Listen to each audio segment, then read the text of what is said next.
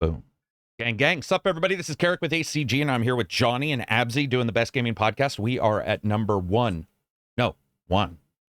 Dude, what the fuck is wrong with you today, Just man? happened. What's up, everybody? This is Karak with ACG, and I'm here with Abzi and Johnny, and we are doing the Best Gaming Podcast number 417. Almost to 420. Just going to show up just rotten. 420, dude. Just everybody will be ripped. It'll be the first time I ever do drugs. We're going to be screwed.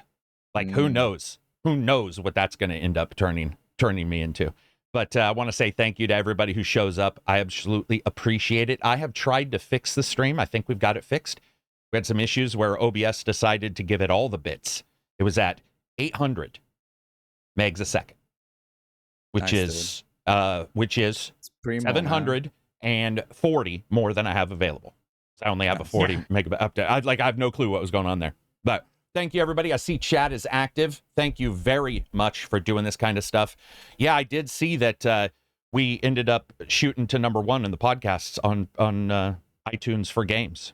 We got to number one. We're going up more and more. It's been very cool. Yeah, right. Infamous. Make sure, if you get a chance, spread the word that we're doing this on Twitter and YouTube. And if you don't want to, then just sit back for a discussion that's going to include some games. For the Best Gaming Podcast, we don't talk about games the entire time. Now that I think about it. Jesus Crust, what's up, dude? Thank you always, Jesus, for the incredible questions you always have in the podcast. You literally, like, whenever I see your name, I know it's going to be a cool question. Now, don't do a Necro, and the moment I give him a kudo, he falls apart. Right? We know how Necro went. Don't do a Necro, man. I'm giving you a kudo. You got it. It's almost like when somebody gets a good performance review and they start going to shit. Yeah, that's right? like the opposite of a dog, dude. It absolutely them and is. they do the straight up opposite. They don't want no fucking treats, dude. They just want to make your life a living hell. Yep. It's absolutely true. You've never heard the Karak Audible audio book? Oh, my sponsor that I had running. Yeah. Just like to mess around with those. Gang. People are talking about Mirage. People are talking about... Oh, somebody has a happy birthday. Jason has a birthday today. Congrats, Jason. Happy birthday, Jason. Happy birthday, Jason. Lords of the Fallen. We'll get to that. Yeah, we'll get to that for sure. Anyway, thank you, everybody. We're going to try to keep this positive. A bunch of shit's going on, obviously, in the world, but we try to stay mostly clear of that and just talk about cool shit with games. First thing we're going to talk about is what we have been playing, but I want to go first, and there's a reason. I talked about wild card football with the Abmeister there, Wednesday, and I liked it, and I said I liked it. However, what I saw was microtransactions. What I thought I saw was microtransactions in the review period with the store off, which is very usual. Ubisoft, Rage did it, where they have microtransactions, they turn the store on later, and you have to do a lot of guessing. What I found out, and this is awesome, his name's Rob. I've dealt with him for years. He was on the podcast a couple years ago as a PR guy. He's awesome. Sandbox Strat. He DM'd me and was like, actually, those aren't micros. Those are the deluxe versions of the game. So when you get a deluxe, you get a team. You get extra stuff, yeah. You get some extra stuff, yeah. And there's no micros in it. And so I want to apologize to Saber. That is on me. Like, that's something I shouldn't have assumed it was bad, and I did. I assumed it was... Because we see it so often, right? We see it so often, no excuse, but I saw it and I was like, yeah, okay, so yeah, they're going to turn on, and then I told Abzi, I was like, well, I like the game anyway. I don't even worry about that. I just hit best football players and go for it. And luckily I didn't have a diatribe about it, but I do want to apologize to them because I do sort of like the game. And it's, I don't know if you've heard anything about it, Johnny, but it's basically like a backyard football, but like the professional names are in it. So it's like you're playing in some crappy stadiums or crappy like backyard high school fields, but you can get Warren some of the Sapp. top guys. Yeah, some of the top guys, and put them in there. But you can dress up like birds or Tron or fucking medieval knights, so and it's just goofy. It's goofy, yeah, but it's got the over-the-top tackle animations where you pick people up and 7 people pile drive them onto the ground. It's got NFL that. Jam, basically. Yeah, it's NFL Jam, basically. That is basically what it is. What have you been playing, Abzi? The fuck have I been playing, dude? Nothing, man. What did I play? I didn't play anything, dude. Last couple days, yeah, because it was only Wednesday when we did the podcast. I bought New World on sale for like $5 with the expansion. What's for New World? Another $10. It's the The Amazon MMO. Game Studio that was like very horrible at launch, but apparently it's great right Awesome. Okay. now. Just something to throw on while I watch stuff or like do stuff or at work or whatever the fuck, just chopping trees and shit. Other than that, I bought something yeah, War Tales. We talked about Yeah, that, we talked about War Tales. We talked about it in the Great, podcast and in fun that game. huge Discord chat yesterday, which was awesome. I recommend playing with like permadeath and all that good stuff turned on, and naming your characters and all that shit. In War Tales. Cool. In War Tales, yeah. It All just- those like XCOM type games, Yeah. I think like permadeath just works really well. Yeah, and it's naming pretty is cool. really underrated, by the way, because like Yeah, when yeah. you lose someone who has like the name of a friend or something, you go, Or damn, just a dude, name that's- you simply created, you gave birth to a child right there. Okay, that too. I always yeah. name them after people I know. Me too. Yeah, so like the systems in that game is pretty cool. It's not like a linear story or anything. All the characters are voice acted. Literally every single NPC Oh, you wow. talk to is voice Okay. acted. Oh, Wasn't cool. expecting that. But it's Yeah. like a system-based game where there's just a bunch of systems, and that creates your story, if you know what I mean. There's no like kind of linear path or anything. It's just like what you do and who you talk to, and like you're basically a group of mercenaries, and you can get in all sorts of shit. You know what I mean? Like raise suspicion by stealing too many items. Get wanted, and then become like an enemy of a certain faction, and just like a bunch of systems playing together to make this kind of your own personal experience or story. Mhm. How much was War Tales? I bought it for like $5 or $10 or something. It was on sale as well. Damn, those sales for the cheap games that just turn out to be like incredible. Yeah, it's a very, very fun game. SBC says, I miss Silver and Reg. Yeah, we're going to try to get Reg on soon, especially because he's updating his PC, and he's come into voice chat in the last 2 or 3 voice chats we've had and yacked about VR and stuff like that.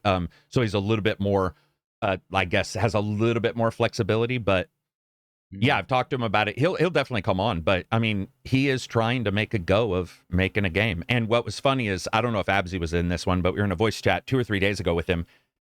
We're all talking about stuff, and I was asking Reg, I'm like, so have you got to the point to where the game's fun part is gone of making a game, where now you're in the grind? And it sounded like he was The getting honeymoon phase is done. Yeah, it sounded like they were slightly, tearing up to that point, to where it was like, now it's go time, where the people who are like the idea people are like, yeah, I got other stuff to do. See ya. Because the emotional, the fun stuff is over. Like, that's the way it is. A person loves to design a brick wall, but putting it up is shit. I've done it. Like, you know what I mean? It's like designing one's Yeah. fine. Johnny, you've been playing what? So I've been playing Starfield. I'm towards the end there, and I've done a lot of the quest lines. It's been good. And I've been playing a little bit of Lords of the Fallen today. It's come out.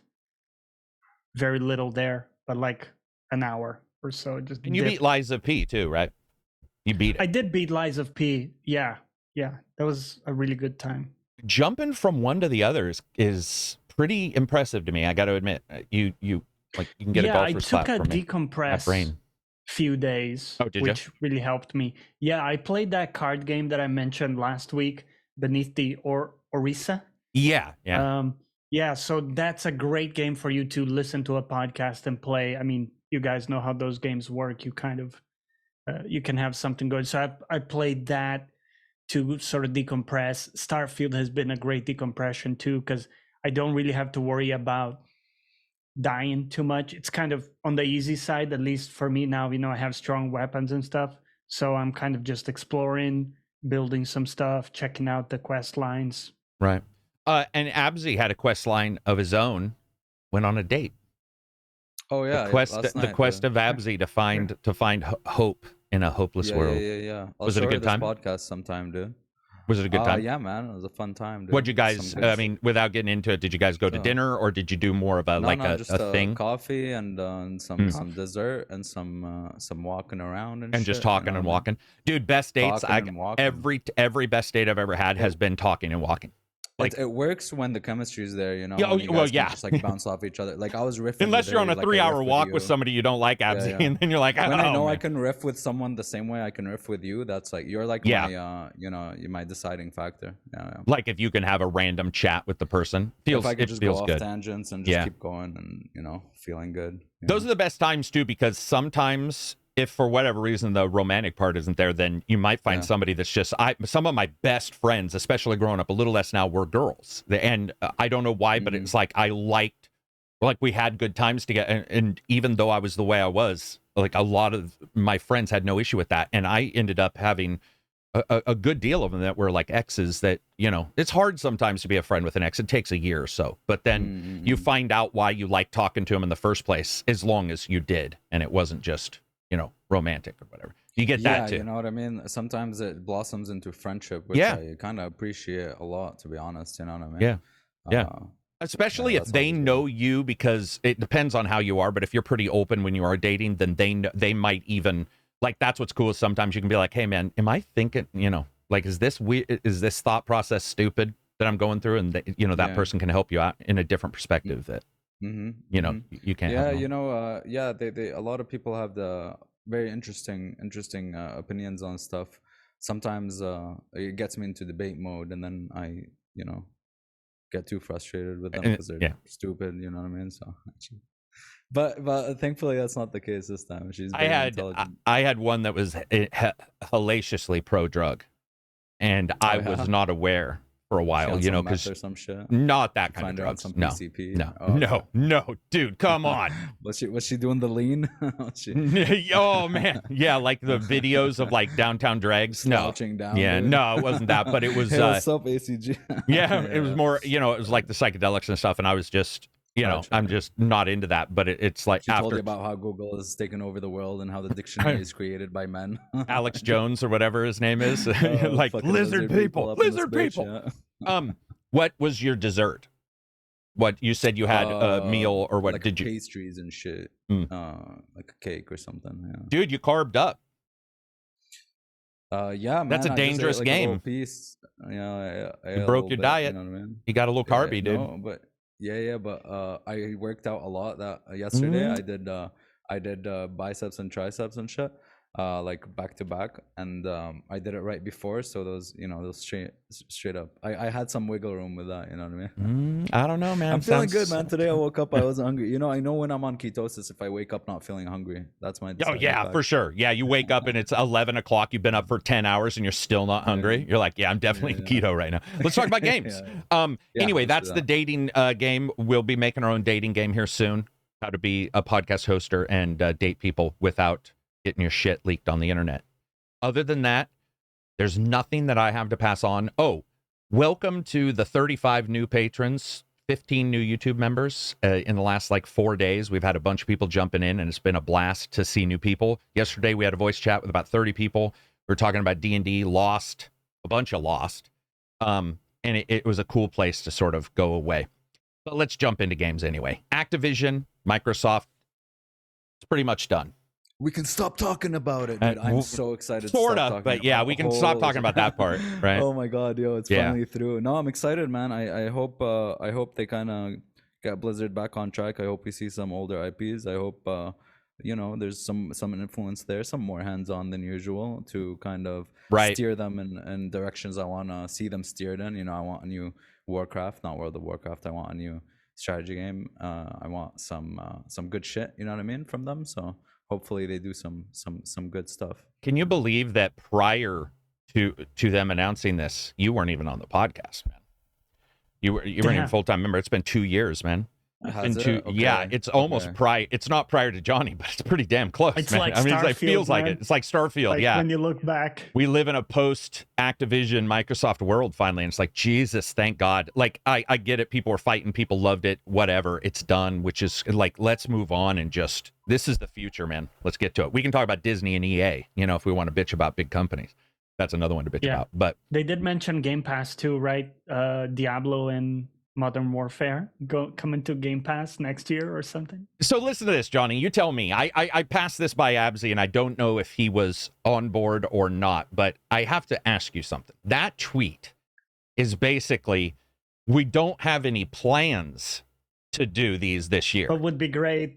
But dude, like, come on. I told Absy I don't have a plan to piss, but I'm gonna. You know, like I don't have to. Right. The idea of a company saying, well, we don't have any plans, that doesn't. I personally just see them doing Christmas and being like, hey, everybody, welcome to COD Christmas. Here's all your COD games on Game Pass. Also, they got bought. It's not like, I don't know, that's kind of the point of buying them in a way. In a way. Isn't it? To bring their stuff into the platform, right? That is into true. The service. I guess I could have just went with business and been like, that's the point. And otherwise, you're just like, nah, we're not going to use their stuff. It's like, why'd you pay $60 billion or whatever you paid? Nah, we won't put it on Game Pass. Having no plans is like a non-statement. It absolutely is. It's passive, right? And that's the big difference. Yeah. And that actually brings me to another question. I saw people saying that Bobby Kotick was saying he's going to stay through 2023. I was a little confused by that. Was that a passive statement, like I'm continuing, or was it I am leaving at the end of 2023? He's definitely leaving at some point. Didn't they announce a date for that before? But I don't know. He just said he's gonna stay through 2023. Yeah, Phil has said or kind of hinted at multiple times that he's kind of taken over or someone else taken over. Okay. For a while, yeah. And Craig Jackson says saying that we have no plans is leaving a door wide open. Yeah. Josh L, $5 super chat. He says the best first date was going to a park and finger painting. Now we're married. Finger painting sounds dirty. I'm just gonna say. I was gonna. You said finger and then you said painting. There was like 0.4 seconds where I was like, yeah. But we were just Jilling. What was her name, Jill? But I think that is actually a pretty cool idea. Going and doing art and stuff like that would be pretty cool. That's actually pretty wholesome. Yeah, that's once you get past the finger part, you think about Now you imagine them asking each other if they can hold hands. You know, it's all wholesome. It's like, may I hold your hand? Yes, you may. Yeah. You know, it doesn't happen. And you like paint the cheek a little bit with the, it gets goofy. Yeah, like a romantic movie, cupping the chin. You know, I don't know. Maybe people really do that, but I see a romantic movie and I'm like Charles from Brooklyn Nine-Nine, dude. You guys are talking one way, but there's like another way. You know what I mean?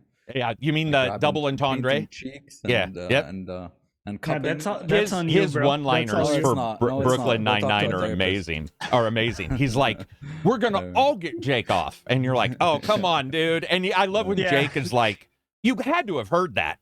You had to have heard yourself when you say it out loud. Chablis Plays, Czar9999 super chat. Interested to hear your thoughts on a video called Starfield Honest Conference. AI is getting scared with voice cloning, etc. Not sure if you've seen it. Oh, somebody did a AI video called like the Starfield Honest videos, you know, where they're like what you really can do versus what the PR says. I haven't seen it, but I do. No. I don't know if people were in the Discord, but I uploaded Randy Macho Man Savage being a DM last night that I had made. And it was incredible. He's like, the room is huge. Yeah. And it was perfect, man. It was. You know what's funny about that, Karak? Since I was a kid, when I read books, I would like project the voice of someone that I liked onto the inner voice narrator. Does that make sense? Absolutely. So, for example, I liked, Samuel L. Jackson, Morgan Freeman. So I would read in the voice of Morgan Freeman. In my head, obviously, right? Yeah. But I got so good at it that I could do it like without effort. So it would just be Morgan Freeman. Yeah. But it only works in my head. I can't do it outwards. Oh, right. Shit, man. Samuel L. Jackson would be awesome if he's like a romance novel. He's like, Lucy grabbed Steve by the waist, and you're just like, what the hell? Yeah, motherfucker. Yeah, but what's cool about that, to tie to what you were saying, like now we have that with AI. Well, almost we have that with AI, where you can say, do this in the style of. Do me in the style of Samuel L. Jackson. Do me in the style of Samuel L. Jackson. Yes. There we go. Brooklyn Nine-Nine all over again. It is funny though. You can clone your voice, and it needed a 10 meg sample. That was it. And I cloned my voice to see, and because it used to be like you needed close. Years of footage. Yeah, dude. Right? Yeah, 2 hours of footage. You need to be Joe Rogan, like. Yeah.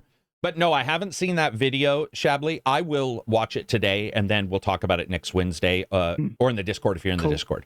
A-Rex says, do you guys think Xbox Series S is holding back this gen? So I did a video just about this. Yeah, about this. I think it's not holding the gen at all, but it is absolutely making it harder on some devs whose games hit it. Yeah. I mean, it's nuanced, but I absolutely think that there's times where a developer's like, damn, this split memory is rough. Like, and it's slow. That shit's DDR2.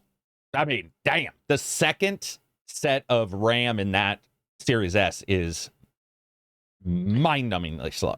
Yeah. So. I thought it was interesting how you discussed kind of like for the first time, it isn't an option to just lower resolution. Yeah. Because for so long, that's been the absolutely saving grace, right? Yep. Because you could say, well, you know, you can run the same game, just lower res, and people are okay with that. But now you're saying, wait, we can't run the game at all? Yeah. Like we have to actually, you know, develop 2 branches of the game or something? Yeah, well, you guys and myself, I think we've talked about this in a roundabout way without noticing it. There's been times where we've all talked about a PC game where we joke about somebody not saying their settings when they say, I can't get 60 FPS. And I'm like, well, what settings are we talking about? Like what ultra settings? Or low? I think that's almost what we're talking about. Is it's no longer just the res, it's the settings. It's like hard shadows, SSAO, occlusion, all the ambient occlusion is a bitch, isn't it? Do you guys ever notice that with ambient occlusion, you can turn it almost to low and it looks, you get like 15 frames per second more, but it's like the difference is... I can barely notice it very often. Yeah. We were talking about ray tracing, feeling like, not we were lied to, but that it hasn't turned out to be the magic. I would say ambient occlusion is awesome, but it's also turned out to be problematic with like frame rates. And it really hits a lot of games hard. Like a lot of games, you start to see it, and you're like, "Damn, man!" Yeah, I almost just, it's weird like too. Contact shadows and shit contact like shadows. Yeah. Oh, that's that costly. doesn't really make a big difference. Yeah, or that you're running and you're like, "Would I notice this that much?" Cloud textures, cloud resolution, dude. in Ubisoft games, turn it on ultra, lose 20 FPS, and you're like, what? For no reason. For no reason. Yeah. Well, sorry, Johnny. I think I talked over. Supposed to be blurry. Yeah. Right. You're not. You can't. Yeah. If it was detailed, you'd be like, "That's a cartoon. That's not a real cloud. We're living in the Matrix." Did I talk over you, Johnny? Go ahead. No worries. I was just gonna bring up the stuff with RTX that annoys me is how we've taken a step back with the reflection stuff, because we had figured out how to emulate reflections of yourself in the world. Like, I played Hitman Absolution and you could see yourself in the mirror and it looked fairly convincing, right? That's an old ass game, dude. I know. It was a solved problem in a way. And now you have like Cyberpunk. I know I rant about this every time, but just the fact that you can't see yourself reflected in the million reflective surfaces. You do the scripted the interaction scription thing. Such a long animation, Abzi, to turn on the mirror. Anyway, I could go on for a long time, but you get the idea. Just like in ways it's implemented. Like the way it was implemented in Hitman might not work in a scale of Cyberpunk maybe, or I don't know. We don't see mirrors. It makes me think that it's not an easy problem because some games have done it. Spider-Man does it with the buildings. Like you can see yourself in the buildings, man, which has to be more complicated than than a single mirror. Go ahead, like Super Mario 64, how it did it was it literally reflected, like it rendered everything a reflection of it, so it was an actual like twice level it rendered there, the scene and it cloned you, right? It cloned you, so you were basically controlling Mario and the reflection. Smart. So it rendered two. Spider-Man. I think Duke Nukem did that as well. Duke Nukem did do that. I do remember Duke Nukem, but it's interesting to me too. Spider-Man's the first game where I used the reflections to fight many times. I would see a bad guy, or I would see like an explosion behind me. Some things are reflected, not all things, but you would see something moving. You'd be like, "Oh my god!" And you try, because a game where you're in the center of the action is difficult anyway. That's why you have the big spider vision. It's not just because Spider-Man has it. It's because a game like that with that many people, you need to have audio cues and visual cues otherwise the player's going to get just smoked. But I agree with you, man. I think that whatever they're doing, like Abzi and I bitch about this all the time, but the pixel peeper shit where people are like, "Oh, if I look up or if I look down, the reflection goes away in the pool." I'm like, listen, man, if you're getting 20 frames a second doing that better, then I don't care about the reflection going away. I just don't Dude, care. SSR is like more than good enough for me, dude. More It's than just, good enough for me as well. Yeah, if there's native RT lighting, that like how I talk about this all the time, like how it was implemented in Metro Exodus, that's when I look at it and go like, okay, this is something dope. It's like native lighting, you know what I mean? And no option for turning it off, no baked lighting whatsoever. But like I haven't seen that ever. They never do that because a lot of people don't have ray tracing cards. Yeah, right. On a PC, they have 2 executables just to do that. So, Javier, what's up, buddy? He says $5 super chat. Reflection in Hitman copies the room you're in as opposed to calculating in the mesh. That's great. That's awesome. I don't know why. I love hacks. I think we've gone away from smart programming in a lot of ways to the brute force. RT is on the core to brute force. Right. Yeah. And it's like, dude, there's something about Carmack going, textures are an issue, mega textures. And you're like, what? Yeah. Like, dude, when he talked about mega textures, my brain exploded. I was like, what are you talking about? That's not going to work. And it had some issues in Rage, but it actually did do what he was trying to do. So, and in some ways, dude, because you're crafting how it's going to look, you're faking it. Yeah, I know what you're saying. You can craft it in a more convincing or artistic way, almost, if you want to do something there. Yeah. Yes, if you're doing just a normal flat reflection, you don't have as much control. I mean, you could, but... Let me tell you where that might pop up, guys. Let's say there's a game where it's psychological, and you can look in mirrors to see your character's psychological status versus real life in the game. So, like, your character looks fine because he's, like, big, strong, but in the thing, maybe you see that your cowardice is going up. Yeah, and so the guy's shrinking in the reflection. How would you do that with RT? You can't. So it's like, I agree with you, dude. I had not thought about that. That's a perfect point, man. I love RT. I love the idea, but it's a fucking card eater, man. Even AI, dude. Like back in the day, and I think that might be due to like the scope of games. But if you remember back to like Fear and even Halo and how they scripted, it's not real AI, but how they scripted the NPCs and how they react to where you are. Was genius, and it felt like it was really good AI. And I don't know if they just don't want to do that anymore. I don't think that's the case, but it might be like harder to kind of account for a lot of obstacles when you're in like a much bigger scope, like a much bigger open world, or a lot more dynamic kind of fighting or combat or something like that, where they maybe they just need way more scripting than they used to. That's why we're not seeing them as much. I which think is why AI seems like it's way worse now. Right. And you know what's interesting about Fear is Fear wasn't just that the AI was pretty good. It's okay. But what Fear does is the AI decides what it's going to do, and then it sends the information to another AI in the room, and then that AI yells for them to do the thing they're going to do. So it tricks you. So they'll say flank right. The AI was already going to flank right. It actually decides, tells the other AI, the AI then barks. That is high level. Like that is so awesome. Like 60. Yeah, that's some Star Trek chess right there. Yeah. ACG is funny. He has 36-hour day, reading 10 books a day, training at 3 a.m., then gamer reviews. Why don't you two just set something up without him? Yeah, they could. Or why not? Why not? You don't like me? Why are you here? Come on, man. What? I don't know. He's saying you guys. He's saying that like I shouldn't be here on my own podcast. We get that sometimes, where somebody will just be like, dude, go out there and make more reviews or something. Oh, this doesn't impact reviews. In fact, this has now, because I enjoy myself more on Wednesdays, Abzi and I do the podcast. I did more work on this Thursday than I think I've ever done in my life. I did more patron stuff, like, because you're lifted up by it. Like, even Abzi, that one time, he's like, I don't know, I'm not feeling the hottest. And then you come into the podcast, and like 5 minutes later, you're like, Jesus, thank God we did this. Because mentally, it's a good break. Yeah, for sure. It is. SSR is widely used as offers a good. This is Javier, who, by the way, is a developer. He says SSR is widely used as offers a good balance between performance and quality, but only shows what's on screen. Yeah. That's because it reflects in the screen space itself. Although I have to say, in the defense of RTX, because we're just kind of like shitting on it a little bit. I love the real shadows of yourself in the world, because I don't know if you noticed in older games where are you talking about self-shadowing, where you see it on yourself, or are you talking about it on the ground?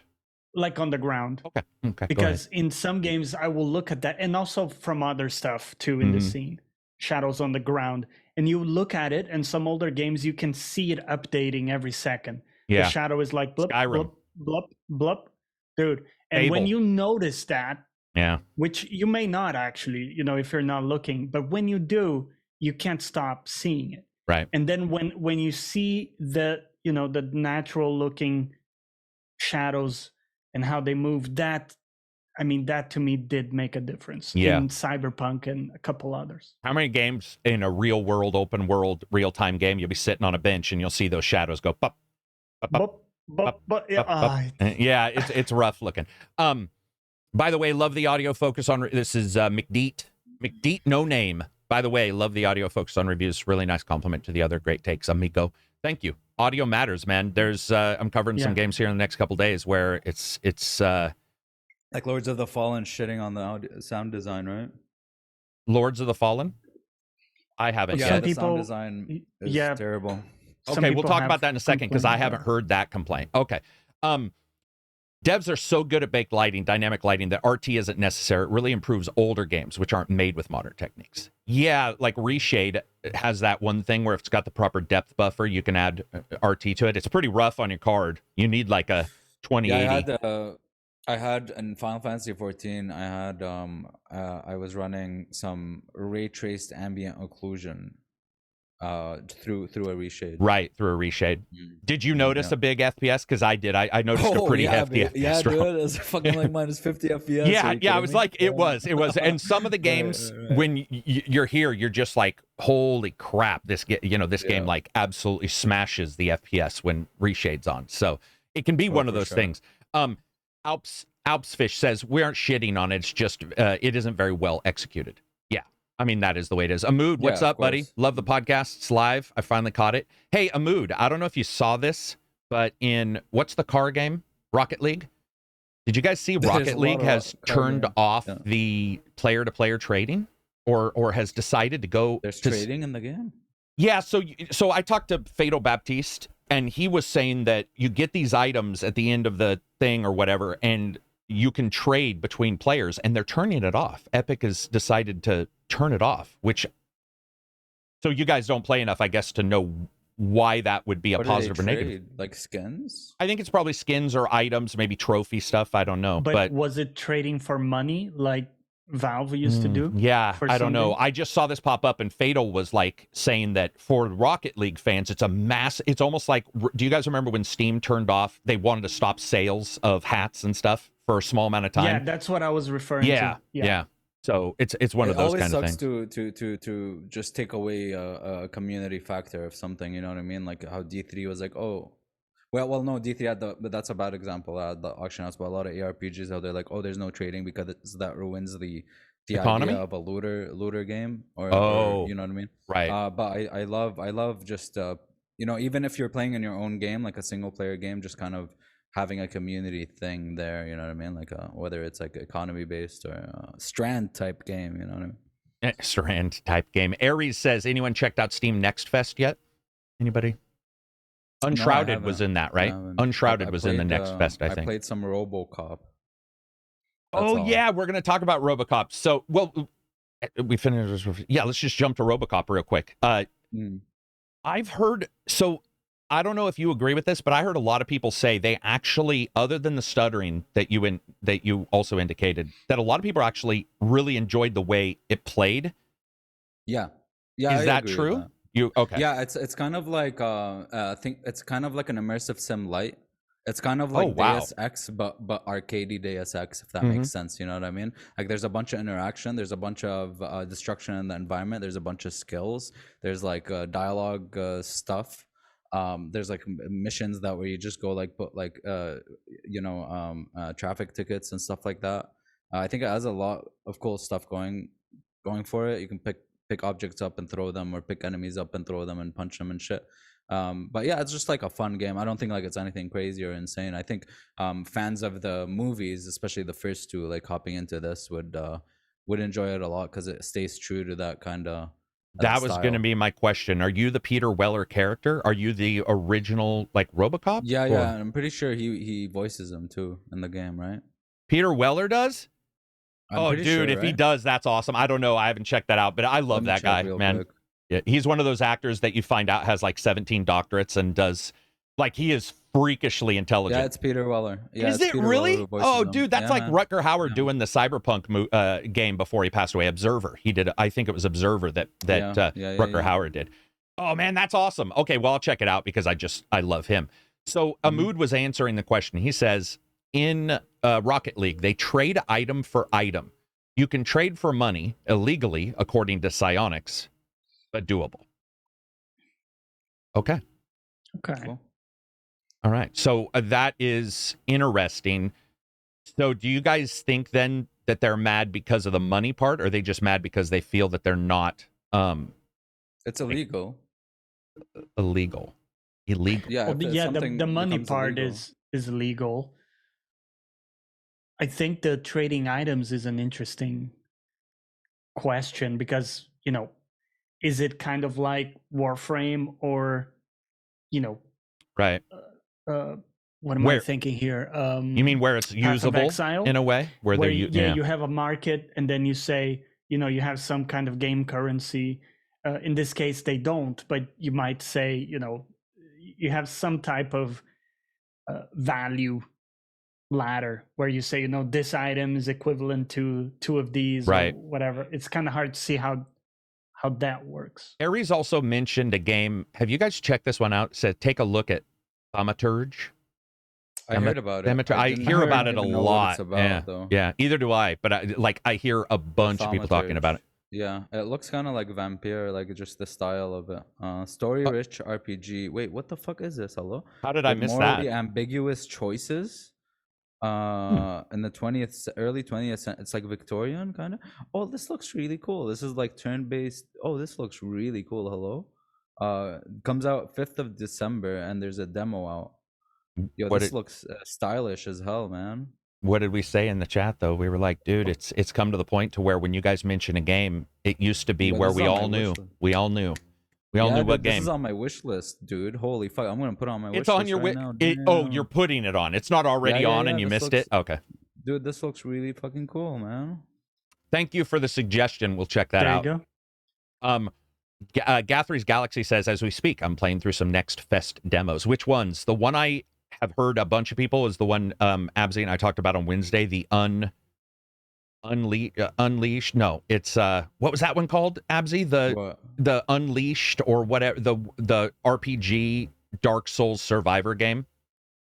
Oh, it's, that thing, Enshrouded, right? Yeah, Enshrouded. Yeah. Craig Jackson says, look like Disco Elysium to me.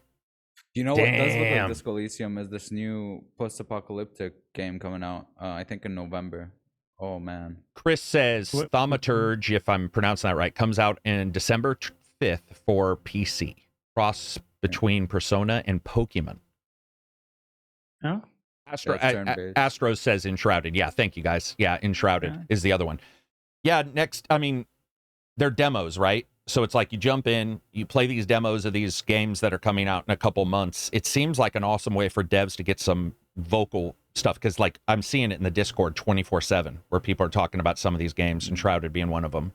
So dude, Steam does a lot of cool shit, man. Especially for smaller devs. Like, there's a lot of opportunity there. Mm-hmm. Yeah, especially the wish list thing. You know, it's like wish list stuff helped a lot. You know, a lot of devs post their game on Reddit and be like, if you like what you see here, please wish list it. The only thing I don't like a lot, and like Abzi is as a reviewer, I'm starting to see it in the review documentation. What do you mean? Please wish list this, and you're like, dude, okay. what if you know, like, or tell your people to wish list it, and it's like I'll tell them, you know, like what like. I'm not going to jump into that kind of stuff. It's like here's what it is, here's what it isn't. But I do see that a lot. You're reviewing. Right, but it must be popular because it is popping up in a lot of PR documentation. A lot, like premier titles, or you know, if they're on Steam, are popping up in that way. Astro says Pioneers of Pagonia Settlers is really solid. Not a good graphics aesthetic as Settlers, but plays exactly the same, which is refreshing. Given how Ubisoft murdered that series, murdered it. Settlers was good. I played a lot of that. Did you guys ever do those? The Settlers game? No. I call them Settlers. Now that I think about it, I pronounce it Settlers. Settlers. Robert says, "Hey ACG, have you ever played Trepang 2? It's like a modern day fear game. I haven't, but I'm seeing it pop up everywhere as well. So I'll probably jump onto that. Yeah, Steam demo, PS5 demos, Xbox demos, any more demos we can get is great, man. The demo scene is like, that's, if you can get that versus early access. They made a comeback, yeah? Yeah, they made huge, a huge comeback over the past year. Yeah, and it's been great. We've actually seen some bigger games do demos later, which is much more rare, but it's still starting to happen. Some call them betas. Beta tests. Some call them early access for 3 years, Baldur's Gate. Oh, fuck, man. Jalen says, just joined. What's your guys' opinion on LOTF? Oh, Lords of the Fallen. We'll talk about that in a second. Yeah, we'll talk about that in a second. I just want to give some shout outs to those games and the people in the chat. So, and you know what else, dude? It's cool that there's a hunger from the public to see streams and videos about some of those demos too. Yeah. Because, and you can tell there is, because, you know, Ko and these big streamers, that these are very successful streams when they say, you know what, we're going to go through a few of these Steam demos. Yeah. And then some of those people, you know, they see the game, they really like it. And like you said, they wish list, and it kind of blows from there. Yeah. Are you about to turn that into a negative? Yeah. No, I agree with everything you're saying. It's just that those people are usually paid. So it doesn't equal the, I like it, but I like it, but a lot of times that's like a get out of jail free card. I like it more with a smaller streamer. There's a couple people that I know that are like, and I don't mean smaller, like they're 5 and I just like indies. I'm not that type of person, but I mean, and by the way, I talk to Ko a lot. He definitely loves games. Like, I'm not saying that, but sure. I'm saying when you start talking about these big ones, a lot of times those are PR events that are, and I sort of don't want to get that lost in the discussion of the demo, I guess, if that makes sense. That is true. I don't mean to turn, it's not a negative. It's just, I want to clarify that. No, and of course they can't like shit on the games, right? Yeah. There is some understanding that they're gonna be charitable. Let's put it that way. Yeah, and for Ko, sure. I think, you know, Ko does a good forthcoming. No, he's very forthcoming. I think if he doesn't like the game that he's sponsored by, he literally says, "I don't like this." I think he's forthcoming when he can be, but I've seen that. I get the preview documentation, and sometimes they quite literally say you can't. They like don't. But like, you know, I don't think he lies. No. And that's why I even reversed it and was like, that's not what I'm saying. I'm just saying that what I would say from watching him sometimes is I think he's really good at being honest and authentic with what he's saying, but also being, what would you say, like PR friendly? Charitable. Or like not burning bridges? Yeah, you know what I mean? Do you know how actually one of the first times we really talked in detail, not in super detail, but back and forth, was the Dungeons and Dragons Gauntlet game that came out a couple. I remember precisely. Woo! Man, and we behind the scenes, we played that together, right? For your we review? did for the review. The Dark Descent. I saw his stream, and he was very, you know, cordial, but he was like, yeah. You know, which is great. The thing about him is that he finds fun in a lot of stuff, even if it's bad, but up to a point. You know what I mean? Like where it's like, I'm just rolling with this. You know what I mean? And that's why he's one of the few I watch that's in any way, shape, or form big. He's more positive. Yeah, he's a more positive person to watch, and I like that because there's a slew of just negativity everywhere. Not only that, but there's those people who, if a game isn't an 8, they're like, this is terrible. He's definitely like, I skew more towards it. You should still be unless the game's terrible, there's still going to be some fun in it. There's still going to be something enjoyable. Wannabe Dev Ron 25 super chat. Deep Rock Survivors game is another great demo. So I saw you talking about this. I've got it, and I like the idea of the Deep Rock Survivors, but I'm not quite sure, is that their new thing? Or are they still supporting Deep Rock? Do you guys know? Are like they doing Deep Rock Galactic and Deep Rock Survivors? And it's like, I'm sure they'll keep supporting Deep Rock Galactic. Okay. Yeah, it's massive. I don't think they'll stop. But what is the new one? Deep Rock Survivors. And it's more of a shooter style. Or? It's more of a first-person shooter, like less of a survival game. Have to take. Well, it's because Deep Rock Galactic isn't really much of a survival game. It's more of like a dungeon crawler kind of, grab what you can, resources, and like each character has his own kind of abilities that helps you maneuver around the kind of dungeon, so to speak. Neil S says, I wonder what this. Oh, I'm sorry. Continue. It's okay. No. So I wonder what like putting survival because there's Survivor there. So I wonder what. Oh, it's single player. Yeah. It's a single player survivor like auto shooter. Oh, this is like completely different, huh? This is like top down. This looks like a twin stick shooter. I was wrong. I thought it was going to be a first person because I grabbed it and haven't played it yet. Okay. Awesome. Interesting. Oh, it's early access right now. Okay. Planned release date Q1 of 2024. Cool. Neil says, hi, ACG. First off, love the content. Thanks for the hard work. Quick question. Will you be reviewing Endless Dungeon soon? I don't even have Endless Dungeon. Right now, I am concentrating on Spider-Man 2 and hopefully Alan Wake. I do want to clear something up because people were asking about Lords. I will send out patron alerts saying this is my expected content, and I'm going to make sure in the future I make sure to say expected. I always assume people know that things fall through the cracks, but there's some games where you try to put it all together and it just doesn't go together. And Lords of the Fallen was one of those games that I was covering games, and by the time they were saying a code was going to come in, I literally don't have that much time, even though as somebody said I have a 36-hour day, and I do. But it wasn't possible to cover it in the way I wanted to cover it. Also, Johnny jumped from Liza P with a couple days between into Lords of the Fallen. I got to admit, man, I told Absy on Wednesday I just wasn't feeling the desire to leap into a dark and really cover it the way I wanted to cover it. Yeah. I'm gonna wait for patches. Some more super chat. So anyway, wannabe dev. Yeah, I'm gonna check out Deep Rock Survivors, and thank you. I saw you tweeting about it a lot in the Discord. Brandon, $5 super chat. What's your biggest pet peeve? Mine's weapon breaking. Oh Christ, weapon durability. I would agree. Yeah, dude, and I would say Liza P did it again, games. Which is annoying because Liza P, as like later bosses, your weapon degrades quickly as you're fighting the boss. So, dude, mid fight, you have to worry about dodging or whatever, and you have to you got to sharpen up your weapon. Right? Oh, yeah, like Monster Hunter. I hated that. Yeah, it's like Monster Hunter. Can they break fully in Liza P? Yes. Yeah. Oh shit! And what happens? Your weapon breaks fully, cannot be repaired if you fuck up. Maybe with a consumable it can. I haven't checked. But then the only option is to go into the menu, which doesn't pause the game, switch the weapon in there. So, you need to have another weapon leveled up just in case. But yeah. All right. Yeah. So biggest pet peeve for me is like yours. It's weapon durability. I think Red Dead 2 handled it the best, which is that you still do damage. It won't break forever. It just will do more damage if you clean it. And I have no issues with that. I don't want to play Far Cry 2. I don't want my gun jamming all the time.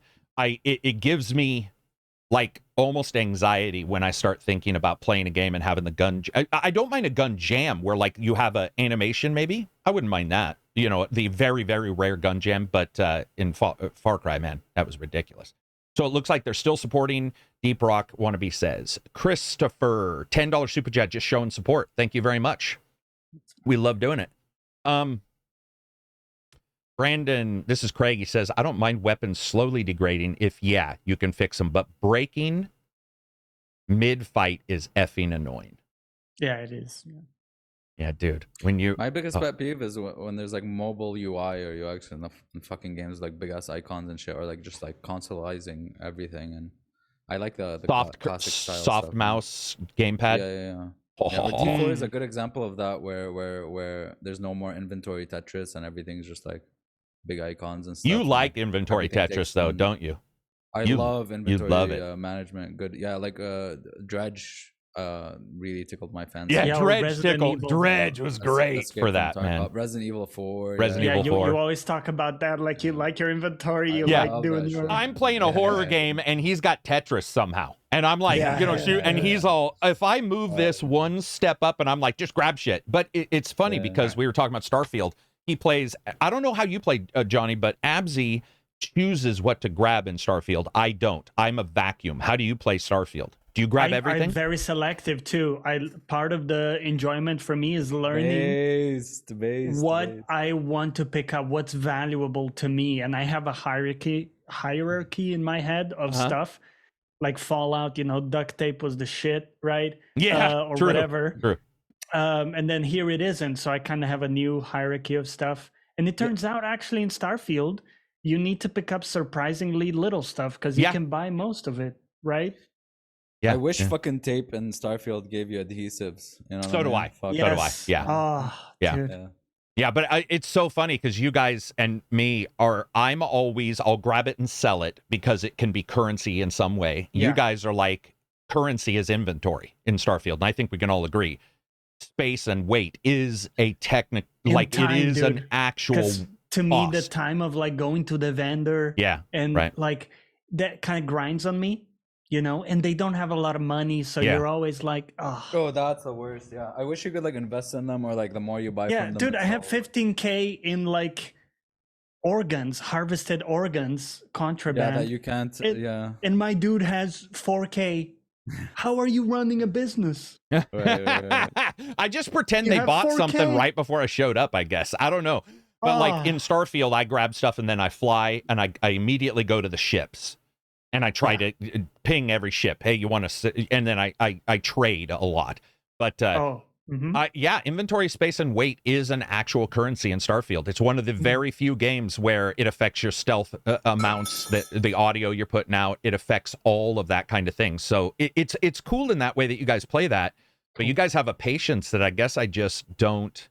I want to sort when I get home. I think like the sorting, because I look at it and.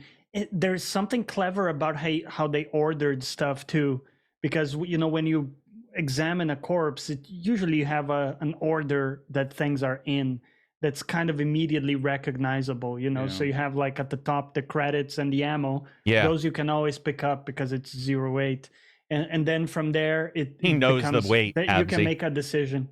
Absy, did you hear that? He knew the weight of the ammo. He's like 08.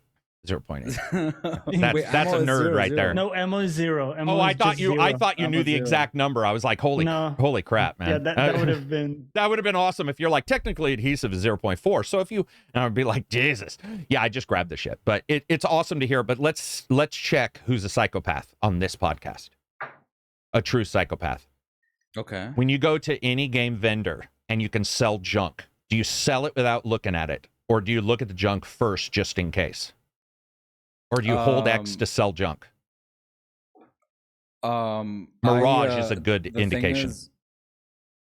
It depends, because if it's junk that all of it's supposed to be sold, like sell all valuable, sell all junk. Yeah, 100%. I'm gonna press that. I'm not gonna look at all the fucking things I'm selling if none of them is gonna matter. Dude, I look at every bit of junk, Absy. You're fucked. I know. It like, who's the psychopath? The people who sell without. I sell it, but I look at it first, and I admit I keep some trinkets if they look cool. I don't know why, but that's cute. Yeah, that's so cute, man. There'll be like an amulet, and Mirage is big for this. Mirage has all these items you can grab, and it'll be like sell junk, and I'm in there going, sort of like this. You can't even wear it, but I'm like, I sort of like carrying this around, so I keep it. Absy was talking about he wishes he could invest, but I think Mirage did a pretty good job with the tokens. So you do good stuff and you can give the merchants tokens, and then the merchants will drop their price. And I think that is a good step in the right direction for like rewarding you for helping them ultimately helps you as well. So some super chats here. I want to make sure I get through them all. Thank you guys for the super chats. It's awesome. Neil, $2 super chat. You're definitely my barometer before I buy a game. Thank you. But remember, I may just dislike a game you love. $5 super chat from Josh. Most annoying thing about being overweight in Starfield is that it keeps telling you you're overweight. Yeah, it's bad for your psyche. Dude, fatty, lose some weight. Fatty, lose some weight. It does have a tendency to, always inform you. Do you guys like one alert? Like, so you get a weight alert in a game and you don't want to see it again? Or do you like being reminded? Do you sometimes forget? I fucking hate being reminded. You hate being reminded? No, don't remind me. Fuck you, dude. Oh my god. By the way, you can call Enkidu to scout out enemies. Press the up button. Oh, right. Oh, that fuck up, dude. I know. Ubisoft, right? Yeah. Or, 7 hours into the game, Absy. It's still Remember, you can take a potion or whatever, like poison in my blade, and let's go. Dude, those are some good points, man. We got some psychopaths on this podcast. I don't know who's who, but Wannabe says, man, I keep all the different plushies in Starfield. So do I. I have a table specifically in every spaceship with all my plushies laid out. And it took me a while to figure out how to put them down. Surprisingly wholesome from you. I expected you to like collect, I don't know, like skulls of your enemies or something. Well, I do admit I was putting all the bodies of people that I killed in one spot to see how long they stayed in your ship when you steal a ship, and they do stay for quite a while. There are times where you're flying around going like, it's got a smell in here. This has been like 3 days, and these bodies are still here. B. Vargas says, sounds like hoarder behavior. However, ACG's room is nice and tidy at least. Yeah, all my stuff. Well, except for where I'm working. Fat shaming the game. Yeah, I mean, it does warn you a lot. I forgot about that. Yeah, it does. Brandon, $5 super chat. Do you guys have a game that's considered bad but you still love? Mine is AC Valhalla. Valhalla is loved, guys. Sorry. Valhalla is at $2 billion. It's divisive, but yeah. I mean, so I get what you're saying, but is there a game that is considered bad? Every single podcast, and but he might be new. Lord of the Rings Conquest. I'm sorry. I know you're just gonna repeat them. I'm not gonna be a dick. I'm usually a dick. Yeah, Lord of the Rings Conquest and Atomic Heart was underrated, I think, but isn't. Is it considered bad? I don't know. I love both those games. I think it's considered middling. I loved it. I liked Watch Dogs Legion a lot, and it got a lot of flack, kind of negative reception. But I got to admit, guys, I don't think any of the games we just mentioned are considered bad. Yeah, they're not like actually bad. Here we go. Narnak69 says Fallout 76. So when that came out, if somebody liked Fallout 76, I would consider that to be a bad, like, on people release. On release. Or Anthem. Like if someone unironically Anthem. said, or Avengers. Yeah, like Mass Effect Andromeda. Dragon Age 2. Those ones got pretty hammered. We're talking. Now we're in the zone. All right. Yeah, so the ones we talk about are the soft get out of jail free answers. But when you look, we were like, no, those are actually good games. They just got some bad reception. No. When you look at Fallout 76, if somebody was straight up saying I love Fallout 76, when it came out, it's gotten better, but dude, I think the battle Mass Effect Andromeda is really fun, Dead Captain says, and I think that the fights in Andromeda are pretty good. The combat is pretty good. Like obviously because it's newer, but like fuck me, dude, the game is so boring and bad. But yeah, no, combat could be fun, you know. Yeah, it definitely had some good points. It's not like it was just bad. And Brandon, just so you know, what Absy was saying was, we were just asked that, and as podcasters, it's hard sometimes because you don't want to repeat yourself. He wasn't saying it's bad to ask. It's just that different answers. I'm a dick. No, you're not being. But it's hard sometimes because it's just like, do you come up with something new, or do you just say the same thing even though that is the truth? But then if multiple people ask it, they hear you saying the same thing. And then sometimes I even get some crap where people are like, "You just hate on this," and it's like, I was asked. Like, I don't hate on it, clipping a short from YouTube being like, Karak hates this game. It's like, dude, you should have clipped the part where the person gave a super chat and just wanted to know the opinion, you jackass. Cyberpunk 2077, I think, if you were on the console, for sure, if you loved that game. True. Then it was if you don't care about like morality or like companies lying, and if you weren't like looking at what they were saying before and trailers and stuff, then you'd like it, you know what I mean? Yeah. Like if you were following I had a good like, time with it. Listening to the developers and stuff, you'd be like, well, this is not the game that was advertised, and it's still morally wrong, and I don't think companies should do that or get paraded for doing that. But if you didn't, it's a good time. Well, if you like I would Far say Cry, that does Alpha Protocol count? No, Alpha Protocol was good, but it was buggy, but it was good. Go ahead. Go ahead, I would just push back and say, I was exposed to that same media that Absy's talking about. I recognized they misrepresented what the game was, and I hated that, but I still had a good time with the game. I played it twice, had a good time. So I think it also depends. Like, I can pretty quickly move on from what I expected to what this is. And if, it's fun enough for me, I can kind of go with it without like having some, hard feeling. It's not about hard feelings. It's that like the companies shouldn't be doing that. Like oh, I we're just agree with expected to be advertised in a very very bad faith way, and just like lying and just move on from that and just accept it. Or I agree with you, but the it practical should set a fact is precedent, I was right? still having fun. Do you know what I mean? Like, Sure. Yeah. No, I mean, I get, like, even when I review Ubisoft games, somebody say, well, the practice is sexual harassment. I'm like, well, I'm reviewing the game. Like, there's, like, you know, this other... But I do want to point out, with Cyberpunk, my actual experience was bad. So if your if your experience is not bad, then I don't see a problem with that. Somebody was saying Days Gone. Days Gone had a ton of technical issues and a ton and some really bad storytelling and stuff. Now it's been patched up to be, I think it's a good game. Not great. And nobody wants to hear that. They want to hear it's a 10. But I think that it's a solid game. But if you have those bugs, it impacts the story plot, the beat to beat, you know, all that kind of stuff. And then your experience was just bad. Like, it was just bad. It was like that experience was bad for me. Well, like the reason I had a bad experience is because, one, I saw a hollow shell of what was supposed to be, and two, there was a lot of inattention to detail. Well, it's not like you know, there's a lot of things that play into it, you know what I mean, where like I was expecting like a true tabletop RPG type thing, like translated or an immersive sim almost person, or immersive sim, like it was I expected an immersive sim RPG and stuff, and I couldn't sit on a chair. Like a lot of those things just bugged me to just look at the experience and be like, this isn't what I paid for, signed up for.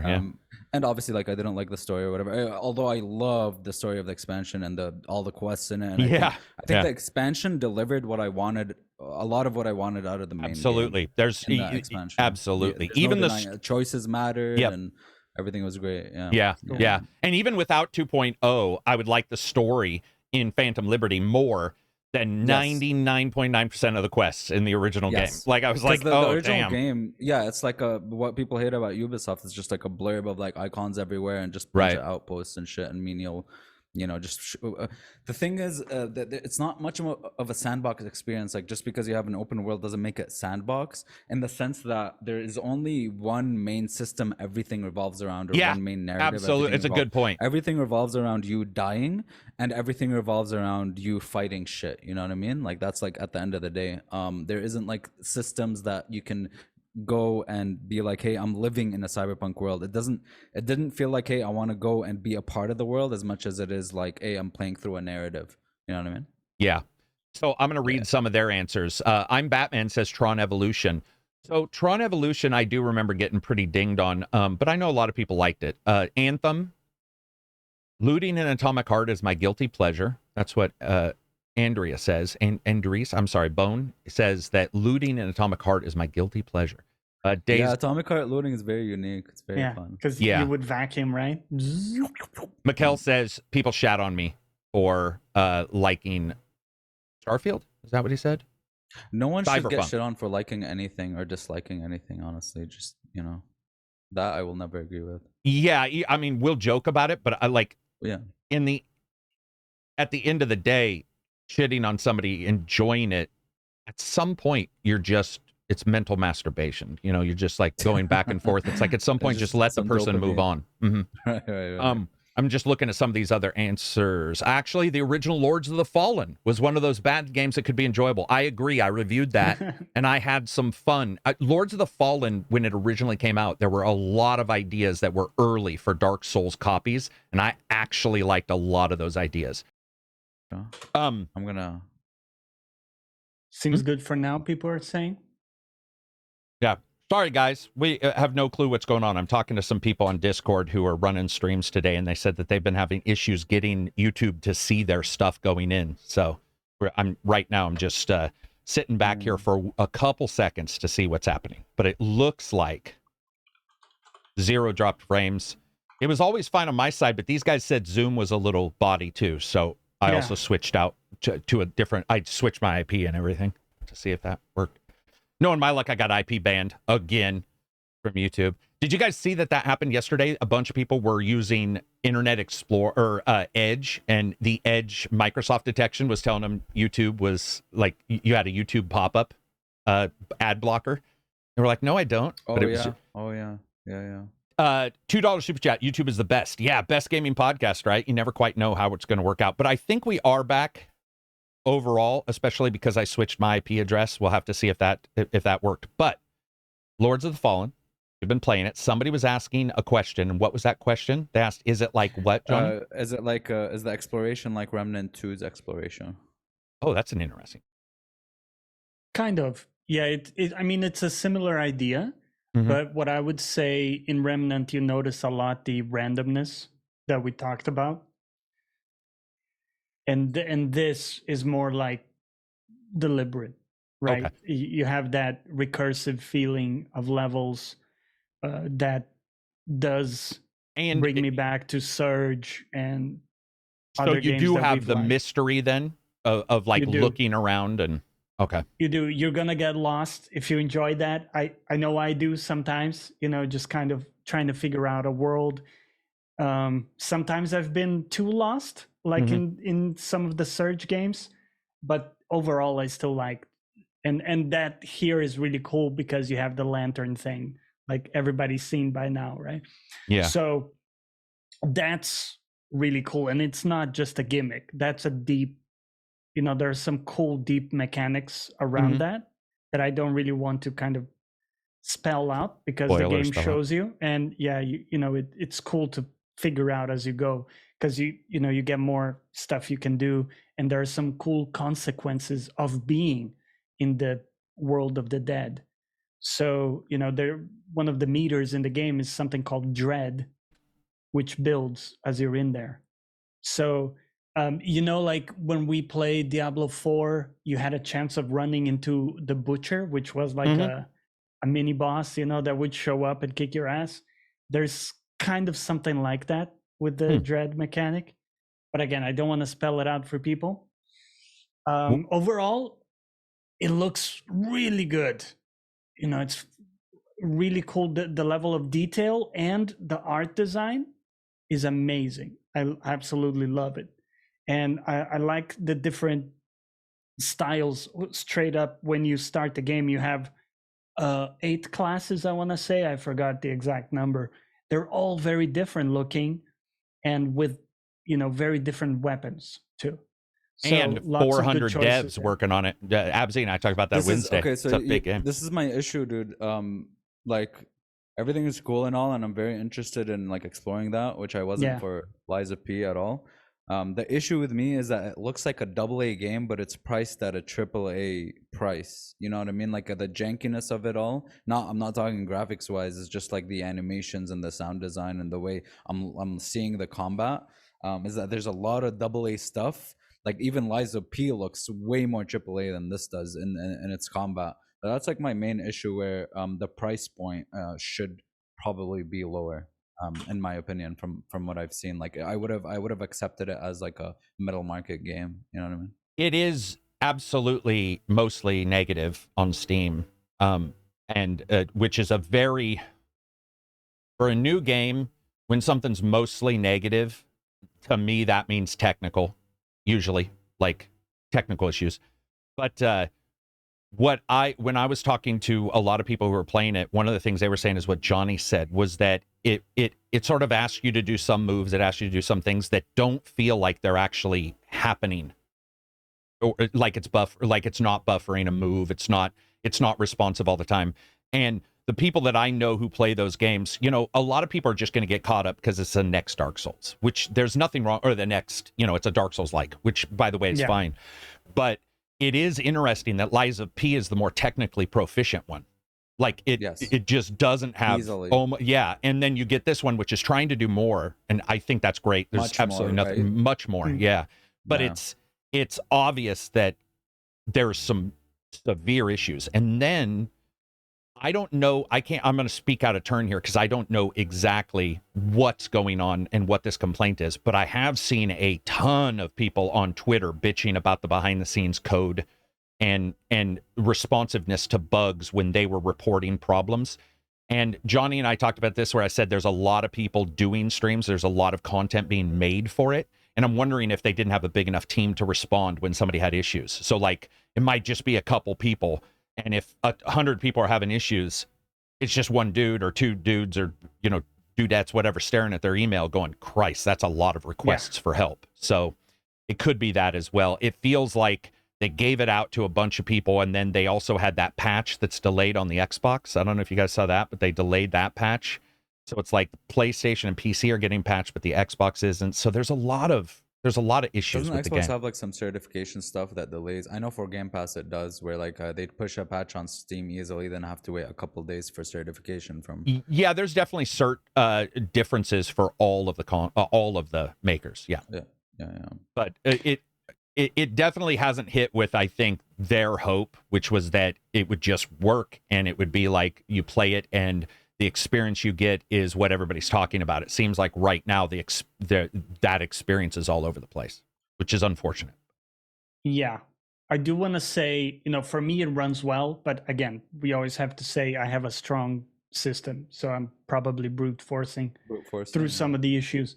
But one thing that I want to highlight, I think it's really cool, and I love seeing evolution here, is how seamlessly you can switch between one-handed and two-handed. So if you have a great sword, switching between wielding it with one hand or two, we could already do that in other games, but it was always a bit clunky. You kind of had to but here you can do it on the fly. Mid-combo, you can say, I'm switching to two-hand to do a big whatever.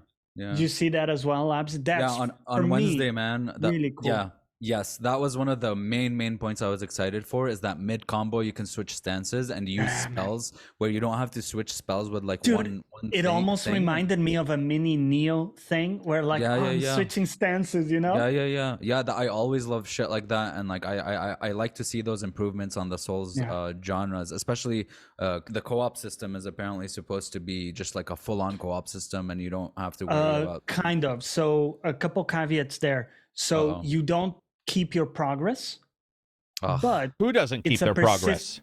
Okay, so if I jump into your world to help you out, it's going to be a persistent session even if we die, so that's good. So we don't disconnect and have to resummon, blah blah blah. But in my world, nothing has happened. But what about your character? Like, I still keep my character and my souls that I got in your world, and items. Like, can you loot items as well in their world? That I'm not sure. I'm not sure. So people have to check that. But I don't get any of the progress. In the world progress. Yeah, so if we're banging it out for 4 hours advancing your world, my world is still, I guess that's like Remnant, isn't it? That's the same. Decay 2 or like a lot of them. Actually, Neo is like the only one that does it. That does it well. Neo is. But I do think Neo, you had to have beaten the level first, wasn't it? No. Full on. I played with a friend. Full on co-op. It progressed both worlds. So it's not like that. It's not meant for you to progress together, if that makes sense. Yeah. Well, it's interesting because Neo is like mission based, and this is more of like a open world type deal. Open areas type open thing. Area. Yeah. It's unfortunate that these guys haven't smartened up to the idea that when I join a game, I should be able to just choose to progress my world or not. Yeah. Like, because people have done that well, like Borderlands, they do a great job of syncing what you've done versus. Yeah. And I just feel that a lot of people who are putting in time aren't as, if I'm putting a bunch of time in co-op, I know I'm in your game world. And so I've already jumped in. I know what steps I'm taking. I think most people would love to have their world progress as well. I don't know many people who are like, I don't want mine to progress if I'm helping you. It's like, I agree with you. State of Decay 2, that was like one of my biggest issues. Was that you were just in their world, basically? In their world, and you had no access to like the you couldn't manage those outposts together and stuff, where like it's not like a full experience for the second player, you know what I mean? It's like just like an added on character in someone else's world. Yeah. Only the host gets progression and loot from boxes, Andrew says. Sorry, go ahead. I want to shout out that I'm excited about is so you have 3 weapon slots. You have your main hand, your offhand, and those can be whatever, right? So you could have like a dagger on the offhand, a little shield, blah blah, and you get different move sets. And the 3rd slot is throwables. So you can have like daggers, throwable daggers, and instead of being consumable, they refill when you rest. and there's a little ammo indicator. So whether you equip a spell or a ranged weapon like a crossbow or whatever, it's either going to be your ammo indicator or your mana, right? But you can actually see that. So that's a really big change, because like throwables and ranged weapons were super annoying in some of these Souls games, and here it's completely integrated, and you can have a very heavy Unga Bunga build and still throw in the ranged very easily, very seamlessly, kind of like with the stance that I talked about. I think that maybe all the stuff that you are seeing that helps might be why there are tech issues too. Is that, there's other stuff that we're not seeing that's like, oh, they're wanting you to be able to refresh this. They're wanting and something's plus going wrong in the back end, and dual world. Yeah. So technically 4 worlds in a weird way, like your own stuff and then somebody else's stuff and then also somebody else's up. So it is sad because they've gotten hammered, man. They've gotten hammered console and PC. Like the reviews aren't good, and I looked at some of them, publicity and it seems the main issues are on the technical side. People saying like they got stutters in the menu, like different types of issues like that. Yeah, some were, but the low scores that I saw were not. They were like the game itself. They just flatly like thought it was not fun. Or open no, actual like reviewers, full-on reviewers. Yeah, there was like there was like a 4 out of 10. There was a couple for really low ones, which I don't. Again, it's just their experience. But I also looked for what you're talking about, like, oh, did the tech experience mess up the pace? Because that can impact it for sure. And they would talk about a crash here or there, but it was just the game itself. A lot of it was what you were talking about, where it didn't feel as responsive as they expected, or there were things that felt like weren't. So, for example, we know this. When you die from a boss, you want to know it was you, right? That's on me. Yeah. And there were a lot of people who are saying, man, I feel like I'm dying and it's not on. Because if I pressed, dash and attack, I want the attack to happen. Yeah, if instead you dash me into an enemy and then I just get clobbered by the enemy because I'm looking at them instead of hitting them, that's bad, right? Yeah. And again, I'm very early, guys, so I don't know if it was a one-off issue, if it's going to get fixed, or if it was my brain hallucinating. But just putting out there that you're not the only one who mentioned it. Times. Yeah, that happened a few times for me. Also, Hush Al Ghul said $2 super chat. And by the way, if we missed it, I don't think we missed any super chats when we bounced streams there. But if we did, feel free to just type it in normally and say you missed a super chat, and I'll read it out. Hush Al Ghul, $2 super chat.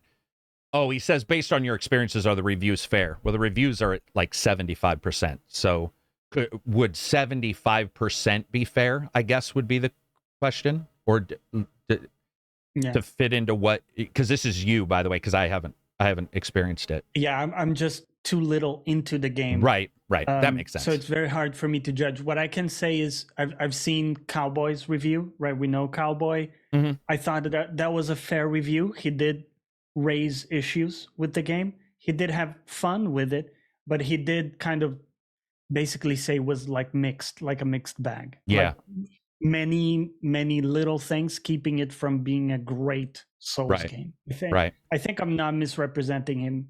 No, I don't. I haven't seen his, but I know that sometimes he's overly glowing on some stuff because he loves builds. Yeah. But when he does a review, for the most part, he's like, it's hard to do a review if you're a Let's Player because you might have a different expectation from the game or a different desire or just experience it slightly different because of the way you're pacing yourself. But usually when he sets those aside and does one, he'll bring up the issues. It also depends on the game because, for example, AC 6, he's a massive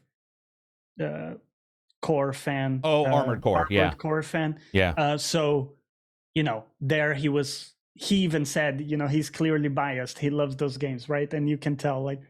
Yeah, I remember he was talking about the graphics, and I was like, "Listen, man, there are some parts of AC6 that look incredible, but there is a lot that is rough as fuck." Like, there's some straight up GameCube shit going on in that game. But in the end, I think that probably it seems like from all the people I've talked to that the 70 to 80 is probably fair. And then if you have tech issues, it's going to drop below 70. And if you have none, it could go above into the 80s. I mean, that's just me sort of. True. I don't do numbers, but it's sort of what I'm hearing from that people. That sort of feels right because they are doing some really cool stuff, you know, with the worlds and the exploration.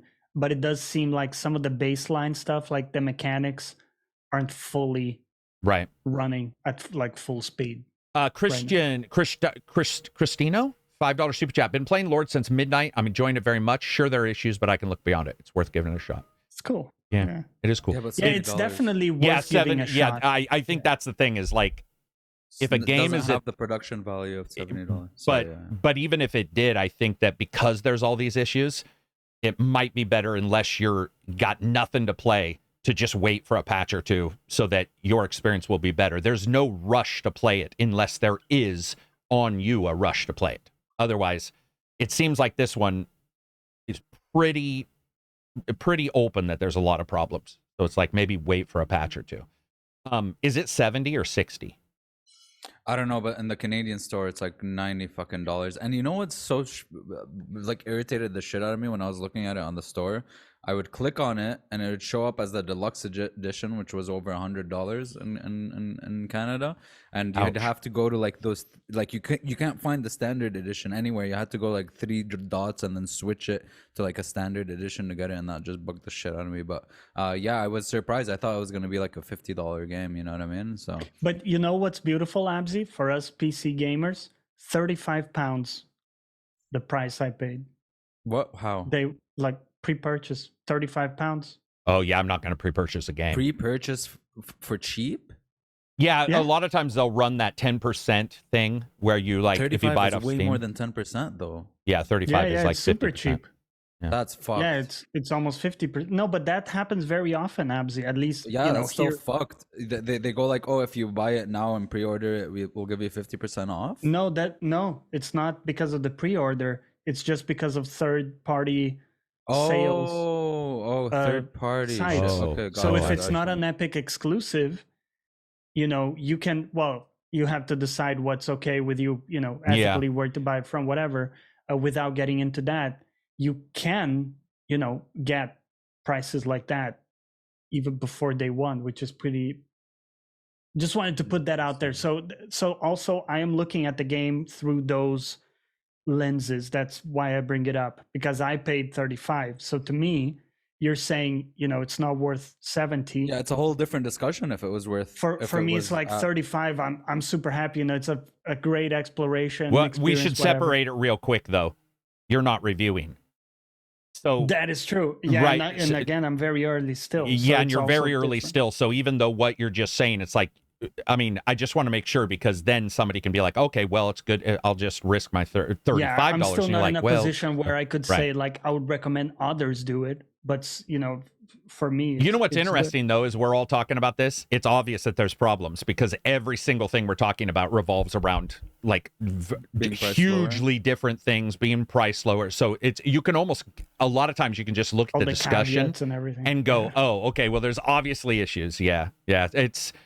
I think a patch or two, especially now that we're hearing, you know, the delay on the Xbox One, it's like sometimes it's just best to sit back and see what's going on, unless you're in a rush to play it if you're a streamer, or if you're in a rush to play it because you have a friend who's gonna get it regardless and you're okay with spending that money. But when you're okay with it, I always say the moment you buy it, even if there's a refund process, just assume your money's gone.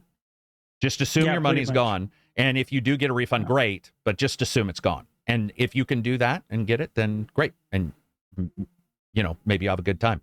But I got DMs right now that I'm reading. And the person's like, I can't not get it to load. So it's just like, all right, you know, yeah. PC, right? It was PC for this one. Yeah. I shouldn't say all PCs, but PC. Scores are all over the place, ranging from 9 to 2. Yeah. I heard if you play offline, the issues lessen.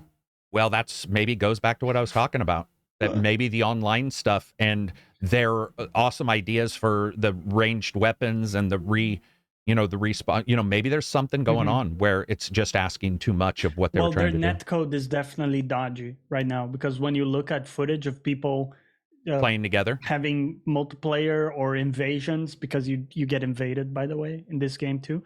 It's very like people are teleporting. Right? Oh, There's wow. Ghost Okay. hits, All right. this type of stuff. So you can kind of see the net code is not really working that great right now. I think that puts a tiny different spin on it, because I haven't got to check that kind of stuff out. They See, did. don't use the de novo thing, Astros, doesn't fucking matter, because even without de novo it has issues, and other games with de novo runs really, really well. Like that discussion, okay, great, people can torrent it, you know. Sorry, that was like a thing we talked about on Wednesday. Like de novo is the last thing to worry about when the game's performance itself is bad. Like, who gives a fuck? Some games can have de novo and work really, really well. You know what I mean? I mean, Abzi, the way I look at it is, sure, you could get some frames back by either having DLSS 3 or, you know, not having de novo or whatever. But at the end of the day, there are some core issues with the base there's fundamental issues that's like way worse than having de novo. Yeah. Some people were saying that de novo was causing the tech issues. There's no de novo in it. There has to be a boogeyman. You know what Dude, I mean? There's always a boogeyman. You know, there's always a boogeyman. There's always a boogeyman. There's always it's fucking Microsoft for Redfall. It's that. It's like, dude, that's a safety net for people. The fact is life is chaos. Yeah. And it is cool that, you know, recently we got Lies of P, which was a similar type of game, I guess. Yeah. But it was very technically sound. You know, I played through the whole thing just based on my own experience, but I thought it was really solid. And even on the animations and everything. Anfield, the place to be. Jeez, that's a big name. He says, what's better for you guys, be a YouTube member or join the Patreon in terms of revenue? Patron, but not terms of revenue, because they're identical, I believe. Patron's best because you also get some stuff like Discord. So I would say Patron overall. But if you don't want to use it, use Discord or use YouTube. It's completely fine, whichever one. Moving on from there. Obviously, it's contentious, because we've even had contention in here just talking about it. So it's like, okay, we know that there's issues with the game. But I think that it's okay to say this one is probably just, it probably makes a little bit more sense to wait a tiny bit. And if you can, and we'll see if those issues go away. Or moving at the very least, look at data, right? Moving on from there, yourself. GTA 6. So I want to talk about GTA 6. Let's move on from this. Let's talk about positive things. So I don't know about you guys. I'm seeing the leaks about GTA 6, and I'm seeing all this kind of stuff. And there's two characters we know of in GTA 6, or at least in the leaks, they're showing a guy and a girl and all this kind of stuff. What do you guys expect? Do you guys expect GTA 6 to have something in it that's going to bump it like GTA 5 did, which is switchable 3 characters, even though it took like multiple seconds to load? Is there something that you think GTA 6 needs to deliver? Do you think, what is that? Or do you know what it is? Or just saying you think it should deliver something? What I think it should, and what I think will happen is, first of all, you know, we saw what they did with Red Dead 2. And in a lot of ways, it was a huge step up from GTA 5. There's a way more attention to detail. There's a lot of random encounters. There's a lot of interaction with NPCs, a lot of emergent gameplay, a lot of different systems playing with each other to provide you with like a simulation outside of the main core, quests and doing quests and stuff like that, or doing missions, right? And I want to see it in GTA. I want GTA to be more of a maybe it's harder to do in a city setting. Obviously, there's a way more NPCs and way more dynamic things going on. But if they take what they learned from Red Dead 2 and implement it into GTA 6, I think it'll be like a fantastic sandbox in the modern day. Other than that, they did hire the 5M, which I think is amazing, which can be about the multiplayer. They could be for RP elements and the RP elements.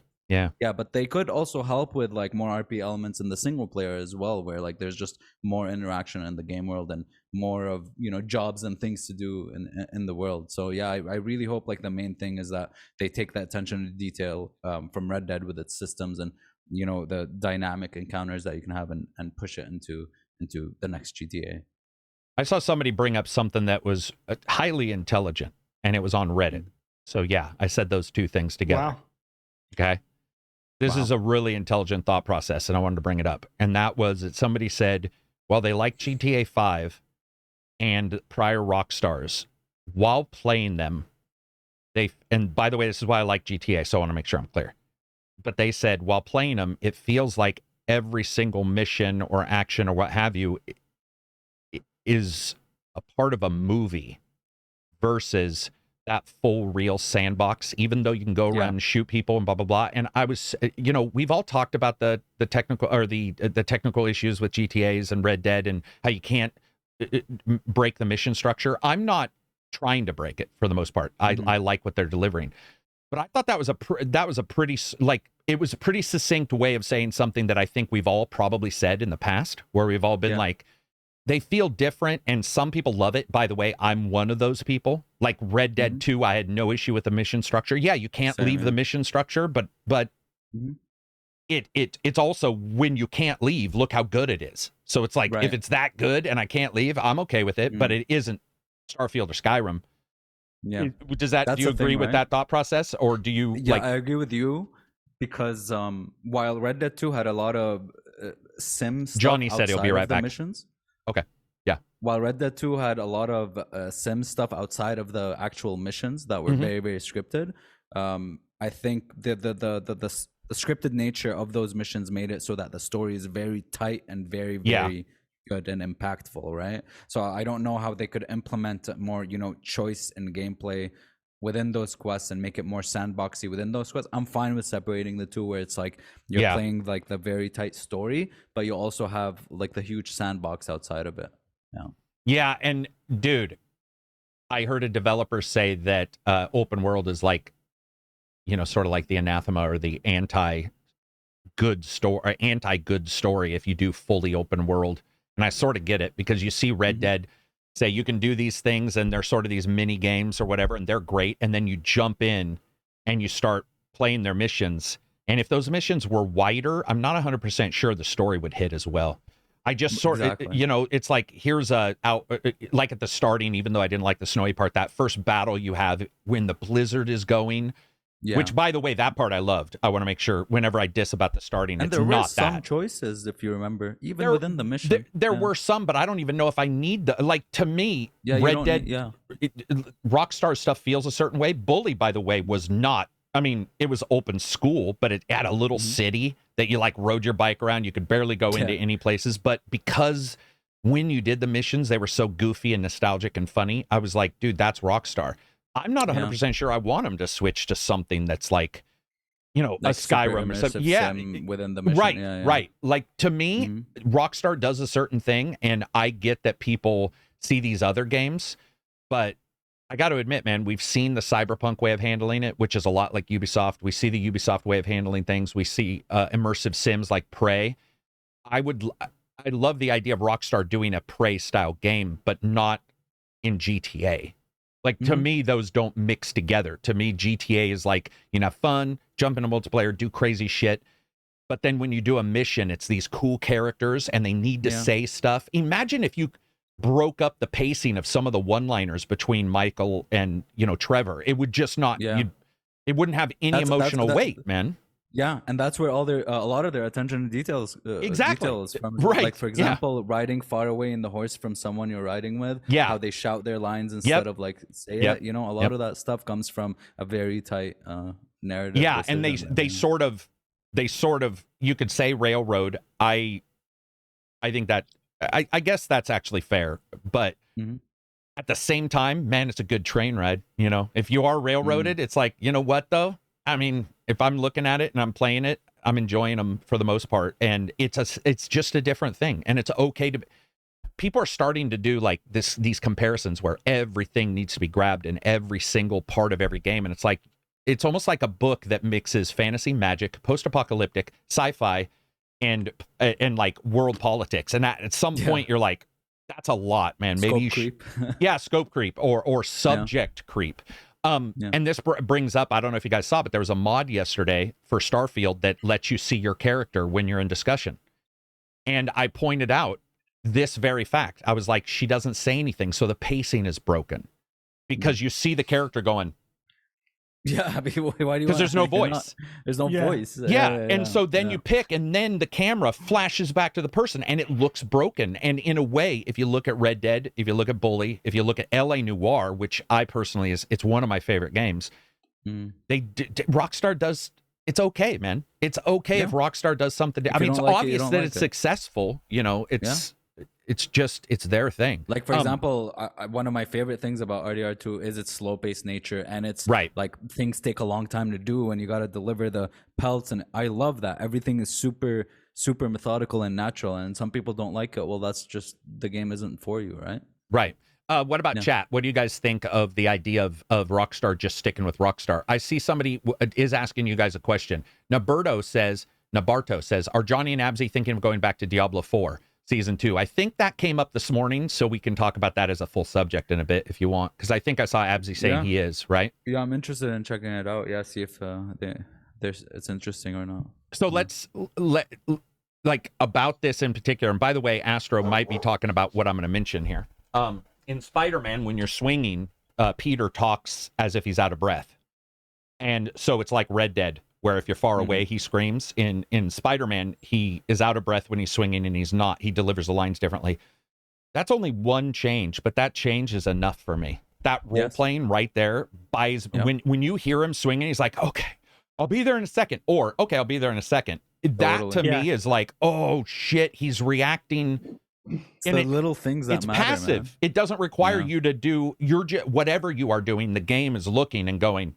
Okay. It's reacting to that. Yes. Yeah. And Rockstar's good at it, man. Rockstar, like, I would like to see more of that. I think that'd be cool. That's the type of attention to detail I appreciate way more than the detail in the environment. You know what I mean? That type of like thinking about how to properly deliver something that makes sense to what the player is doing. I love that shit. If you, for example, when you go to like a quest giver, but you've already killed the person they want you to kill.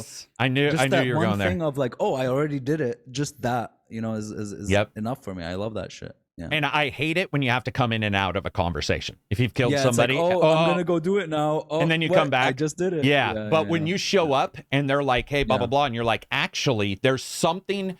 It's almost like when you have a worker, if you're a boss, and you need them to do something, you tell them, they're like, actually, I already did that. There's that feeling of like, dude, you got my vindication. Right? You are awesome. You know, and it's just like you pat them on the back, they pat you on the back, and it's like, team, brother, gang. I think in Starfield that happened where he's like, oh wow, look at you, you know, you're way ahead of the game or something like that. Yeah, it feels good. It reacts to what you're doing. And I think Red Dead, there's times in Red Dead where maybe that doesn't happen all the time because they are sculpting Arthur, but overall I want Rockstar to do Rockstar. I do not want Rockstar to do Ubisoft. I don't want They're Ubisoft. Good at what they do, They're good at what they do. Them do their own thing, man. And it feels when it hits LA Noire for me, Bully even more.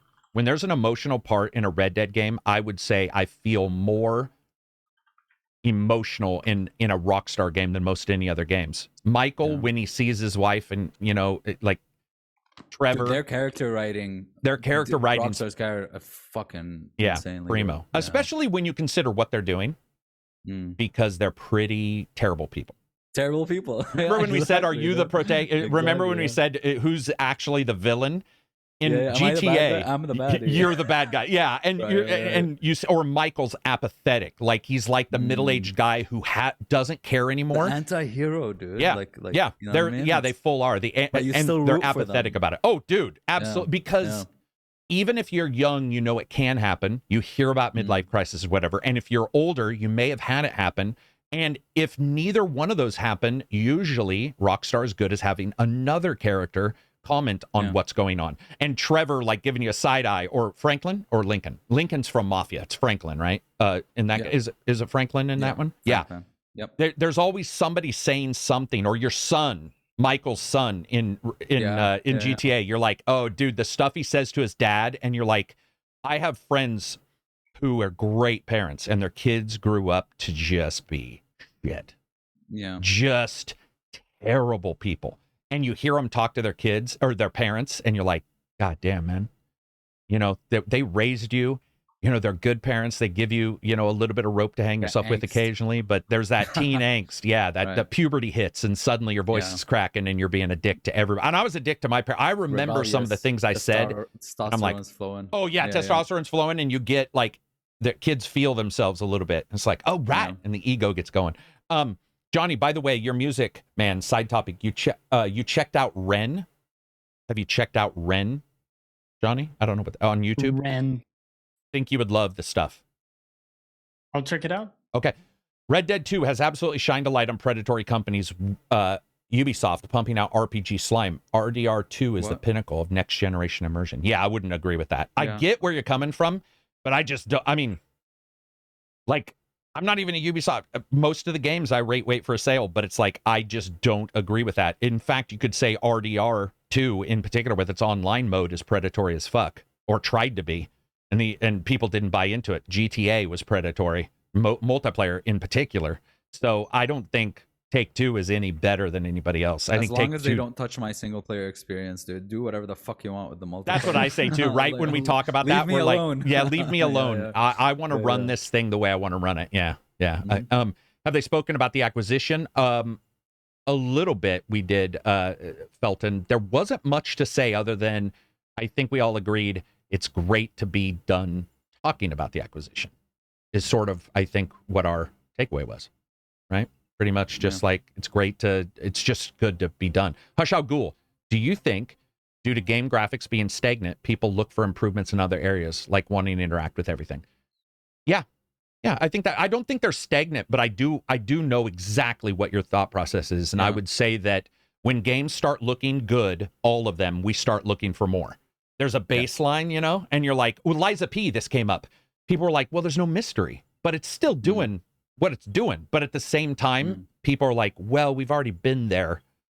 And they wanted a little bit more, even though I think a lot of people loved Liza P. And I think Liza P succeeded because it didn't do more. I truly believe it succeeded because it was a tight experience. It was a tight experience. It was like the RDR2 of Dark Souls. That is what it was like. Because it railroads you. You can't. I told Johnny that box, or no, the ladder. Remember the ladder discussion, Johnny?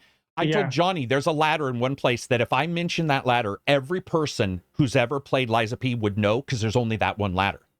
There's no other mystery. There's no going around. There's in that sense, okay. In that sense, and so they're railroading you, but at the same time they're delivering a tight gameplay experience, and you can want more because we've seen more. But not everybody can deliver everything. AKB. And then on the flip side, you have Lords of the Fallen, which is trying to do a lot more and running into problems. Worlds, and then running into a lot of problems. It's a good point. Thanks, guys, for bringing that up. That's a good point. Hush.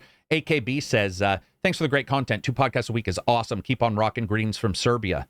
Thank you very much, man. I appreciate it. I think I think the 2 podcasts a week is like saved my life, man. It's a blast for me. SBZ, $5 super chat. I agree. Rockstar should be Rockstar, but I still hope they would do something on the clunky gameplay.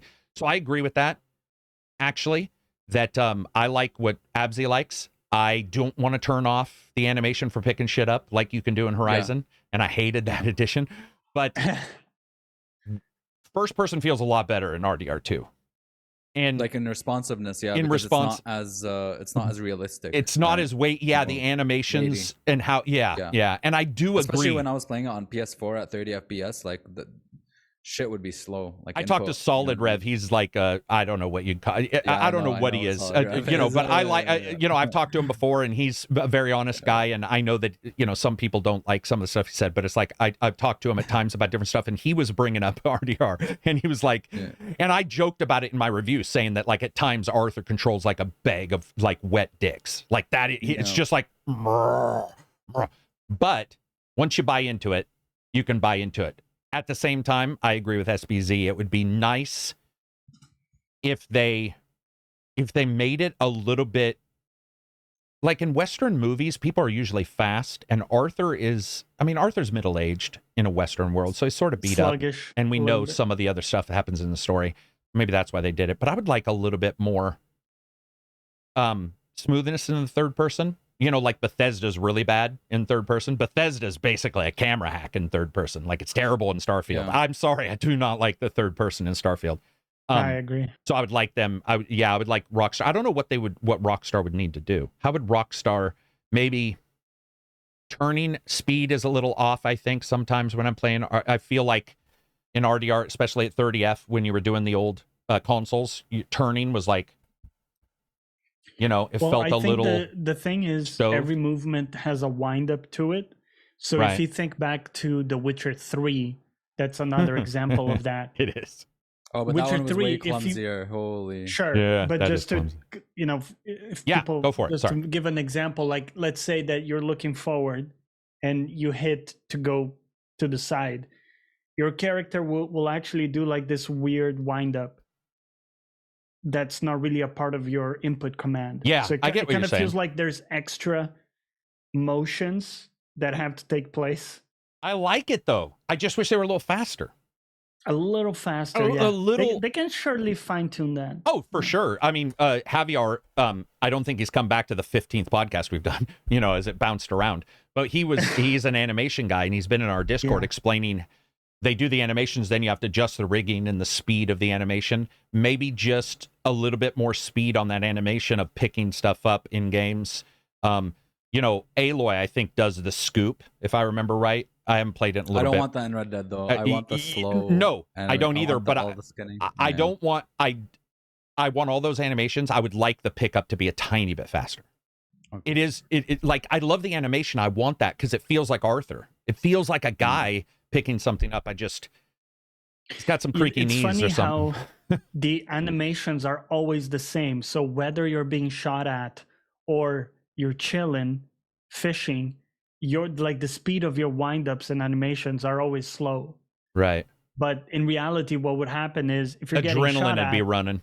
Yeah. you're gonna react quick, right? Like you're gonna. That'd be hard gonna to be switch. zooming. That'd be hard to switch. It is, yes. That would dynamic. be. That would be rough. Can you imagine as a programmer being like, okay, do I get Like, shot okay, once so we and then need 3 speed up? degrees of like intensity here. What's going on? Yeah. We were talking about that yesterday in the chat in the Discord about different games handling animations differently. By the way, Johnny, you let me down. You didn't come into chat. I know you were watching a show, but we were in there and we were talking. It's all right. We can talk about it. I'm hooked on a new show in addition to. Show talk. Oh, we'll talk about it at the end. What'd you say? And then shut up. What'd you say, Abzi? What the fuck? Nothing. I just sleep when you guys talk about shows.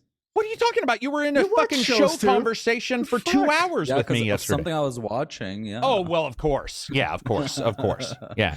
Right. Yeah. Abzi is the guy who doesn't pretend to be interested, even though you pretend to be interested in his shit. I'm just joking. I'm mostly interested in what you say. No reciprocation. No reciprocation. He's like, yeah, you're like, hey, I love this. And he's like a character in Starfield in the camera. I'm an NPC. Oh, yeah. Yeah, you're the. Hey, speaking of that, did you guys see that Starfield improved the 3rd level citizens in Starfield, the graphics of their faces? Yeah, that's very third cool. level, like I call them 3rd level.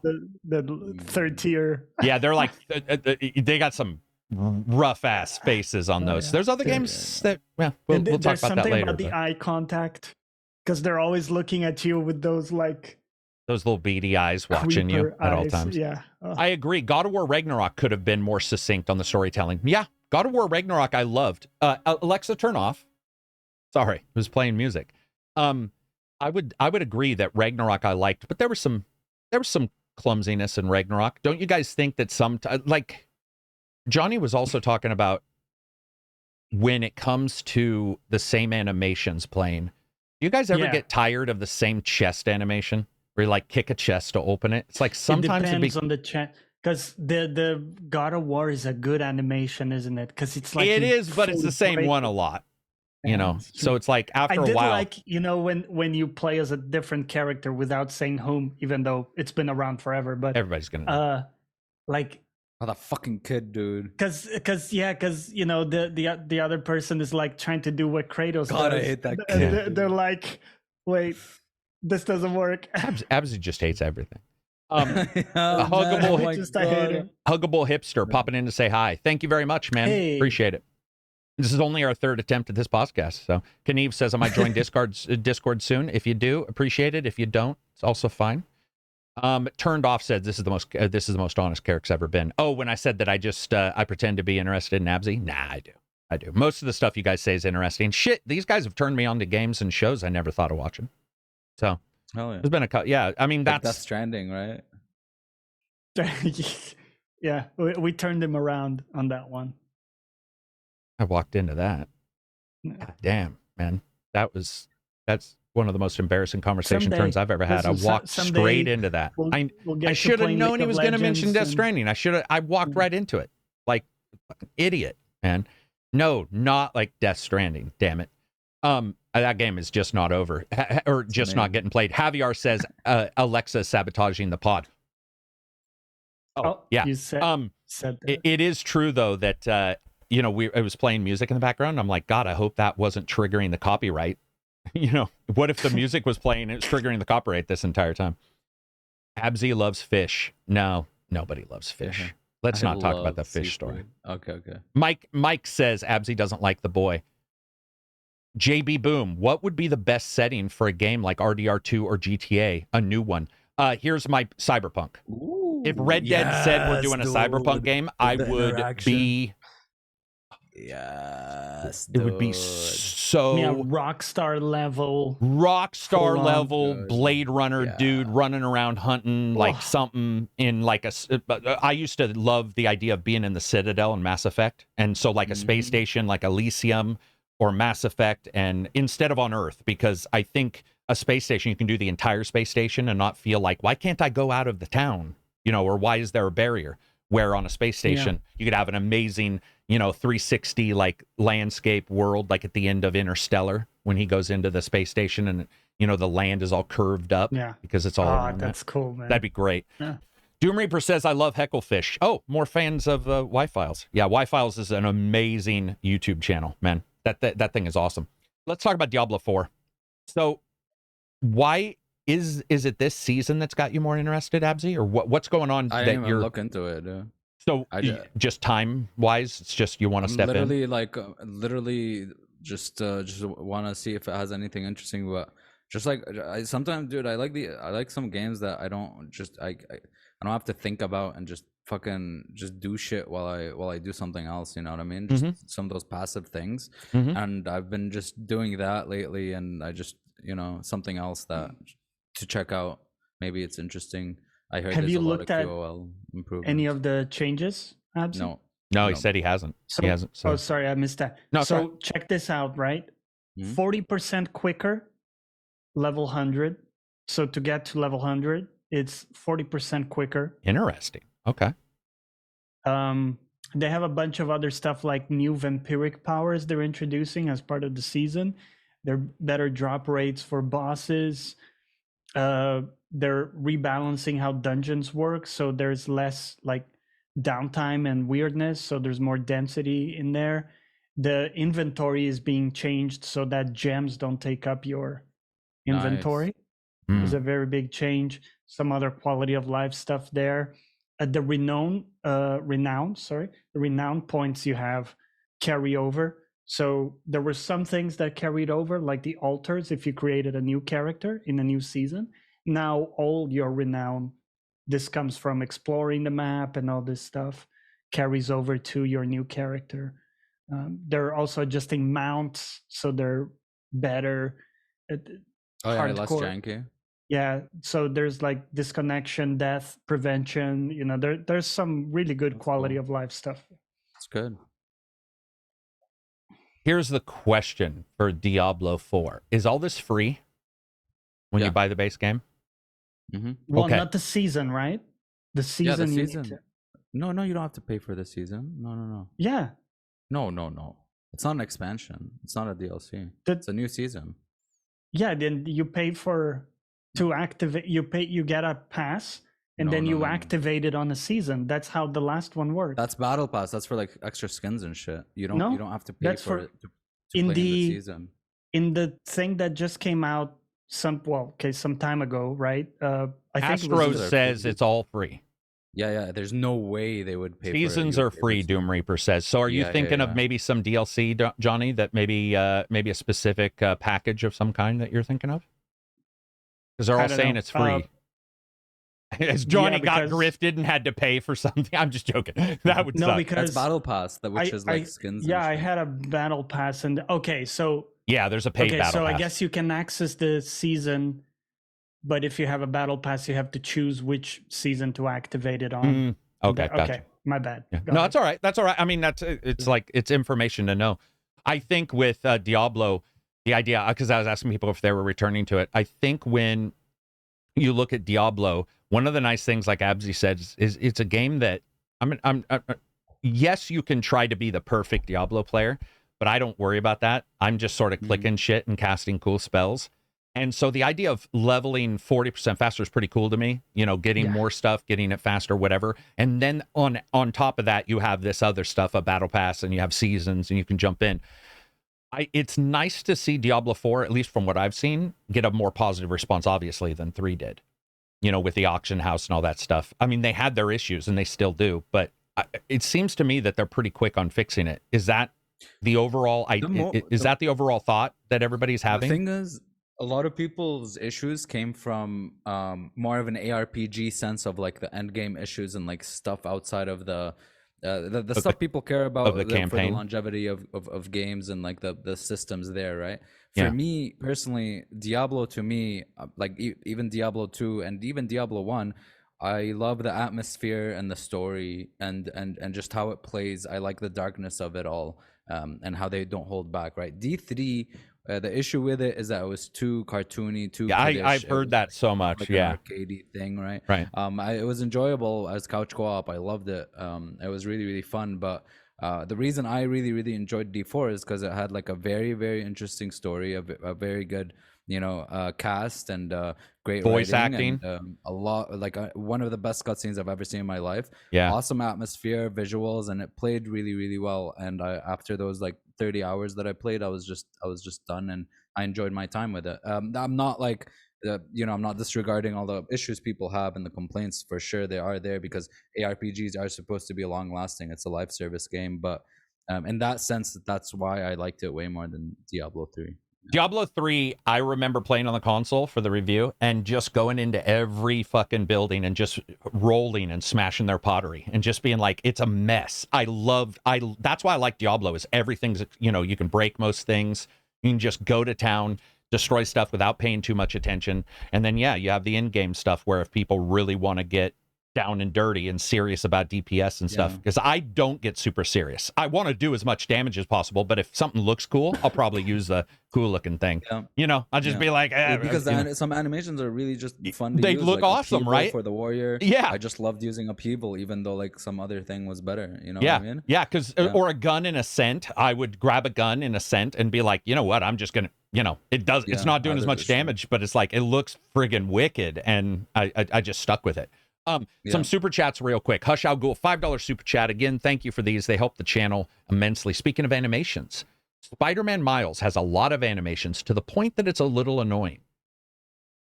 Really?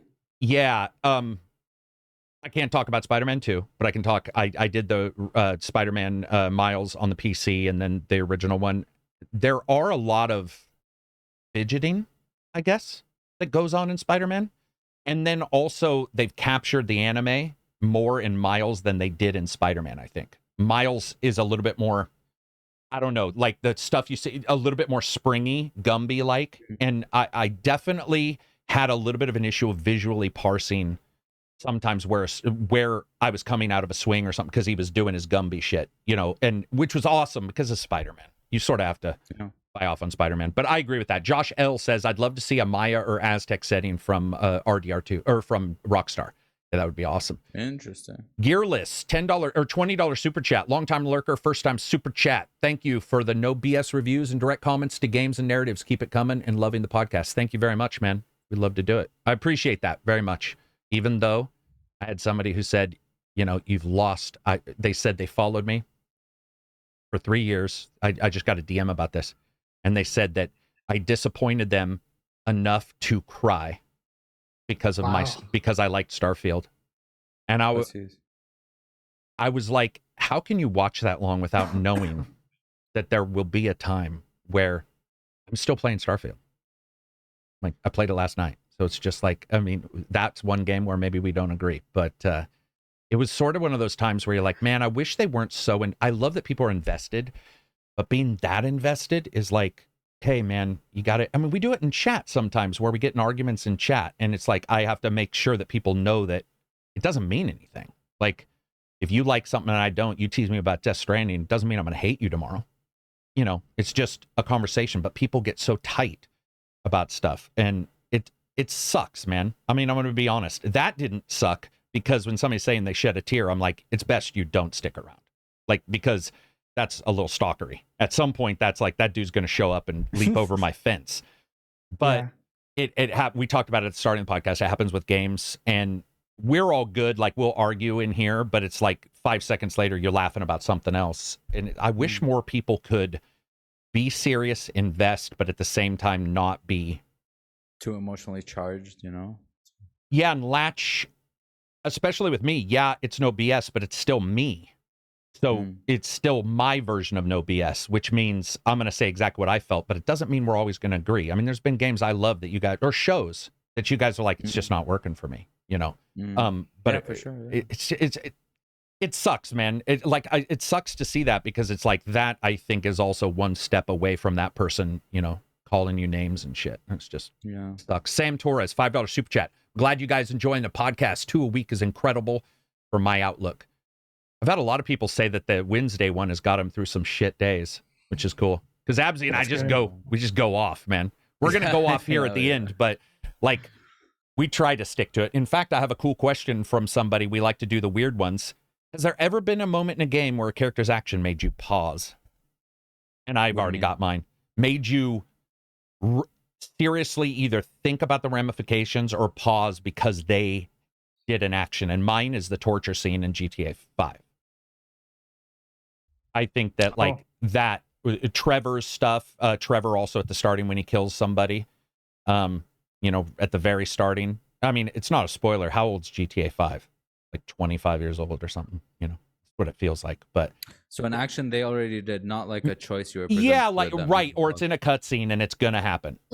You know what I mean? Like it's happening regardless. Like, you got here, and my god. Okay, this is if you guys don't want spoilers for Nier Automata, maybe mute for a bit. I'll raise my hand to say that I'm talking about Nier Automata. It's gonna start now, okay? And Nier Automata, and one of the playthroughs, there's a robot called Pascal, okay? And it's there comes a point where you either where he is very, very depressed because of something that has happened, which is like a lot of the robots he was caring for just kind of died. A lot of his children, basically, or her children. Sorry, I don't know if it's a he or a her. And you have to erase his memory or kill him. And both those, the thing is with that game, when you go in to erase their memories, you play a mini game and slowly destroy his memories one by one. Yeah. And be like, what? And then progressively it goes like, oh, what's my name? You know, it goes worse and worse and worse. Yeah. And that was one of the hardest things. Like, definitely made me pause. Yeah, dude, and that's a good one. Over. Okay, spoiler over. Yeah, that's a good one. That is a good one. I hadn't thought about that. What about you, Johnny? Is there any character moments in a game where you're like, damn, son, maybe made you completely pause them? Yeah, there certainly have been, but I'm trying to think of one good one. Anything from well, the Dark Souls games aren't usually like that. Has there been anything maybe along the lines of Witcher or Mass Effect? Mass Effect had some choices you made that I think for a lot of people, they were like, ooh, you know, killing a comrade, if a comrade was, you know. I do remember in Final Fantasy 16, the protagonist says, I love you to Jill, and she says, I know. Ooh, that was a Han Solo moment. Yeah, I know. Yeah, non-reciprocal. Yeah. I got. Rogerio was saying something, and I wanted to post. I wanted to pop off on it.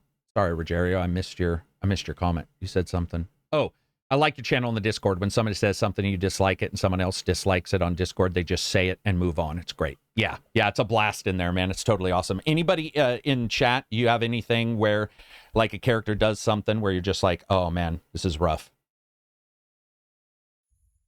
I'm assuming you're talking about the character's actions or interactions. On Mass Effect 1, there's a side mission where you rescue some soldiers from being experimented on by Cerberus, and if you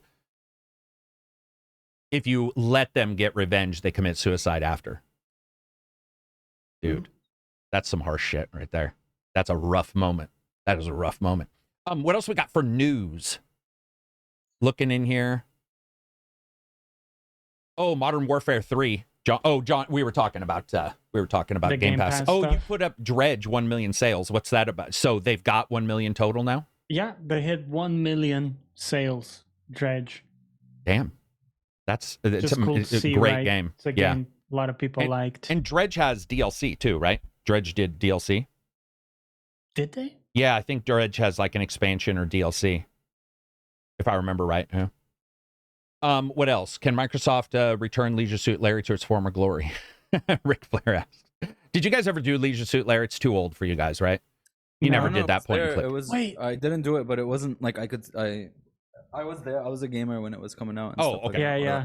but a lot of I've them seen came out. I've seen it played by someone. I've seen it played a lot. I've seen playthroughs or people playing it and shit. I think But it'd be haven't hard played to it do a myself. game like that now, today's current market. Yeah, a little You know, bit. No? how do you a little bit. yeah, you get that thing where play as an OnlyFans manager or something, you know. yeah, it'd be pretty difficult for that to happen. Oh, Electro does mention the one that Abzi and I talked about last podcast, which is no Russian in Call of Duty. Oh yeah. Ghost of Tsushima was messed up. The woman you helped cheat on her husband with another woman. What the? And I don't even remember that. I don't remember that. What the fuck? Yeah, I don't even remember that That's one. based.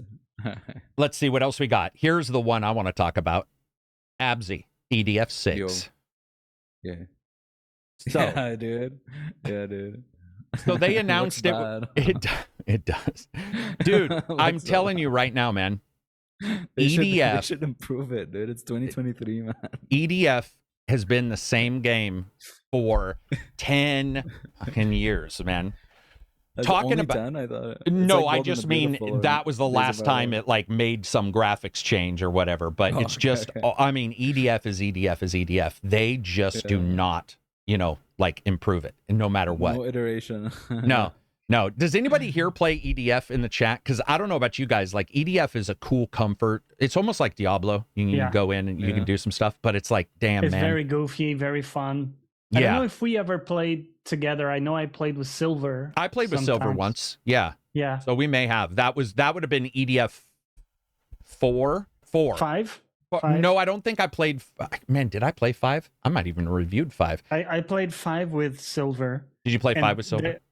Yeah, that's the only one I've played in the series. Oh, It- okay. It was really funny because you jump in there and there's these gigantic frogs that can roll. So they're the size of a building, but they roll with the goofiest animation. Yeah, I love the size of enemies in that game. It's very cool. Mick Deal says, sorry to be a pain. Message on Patreon on Discord link is not working. Sorry to bring up.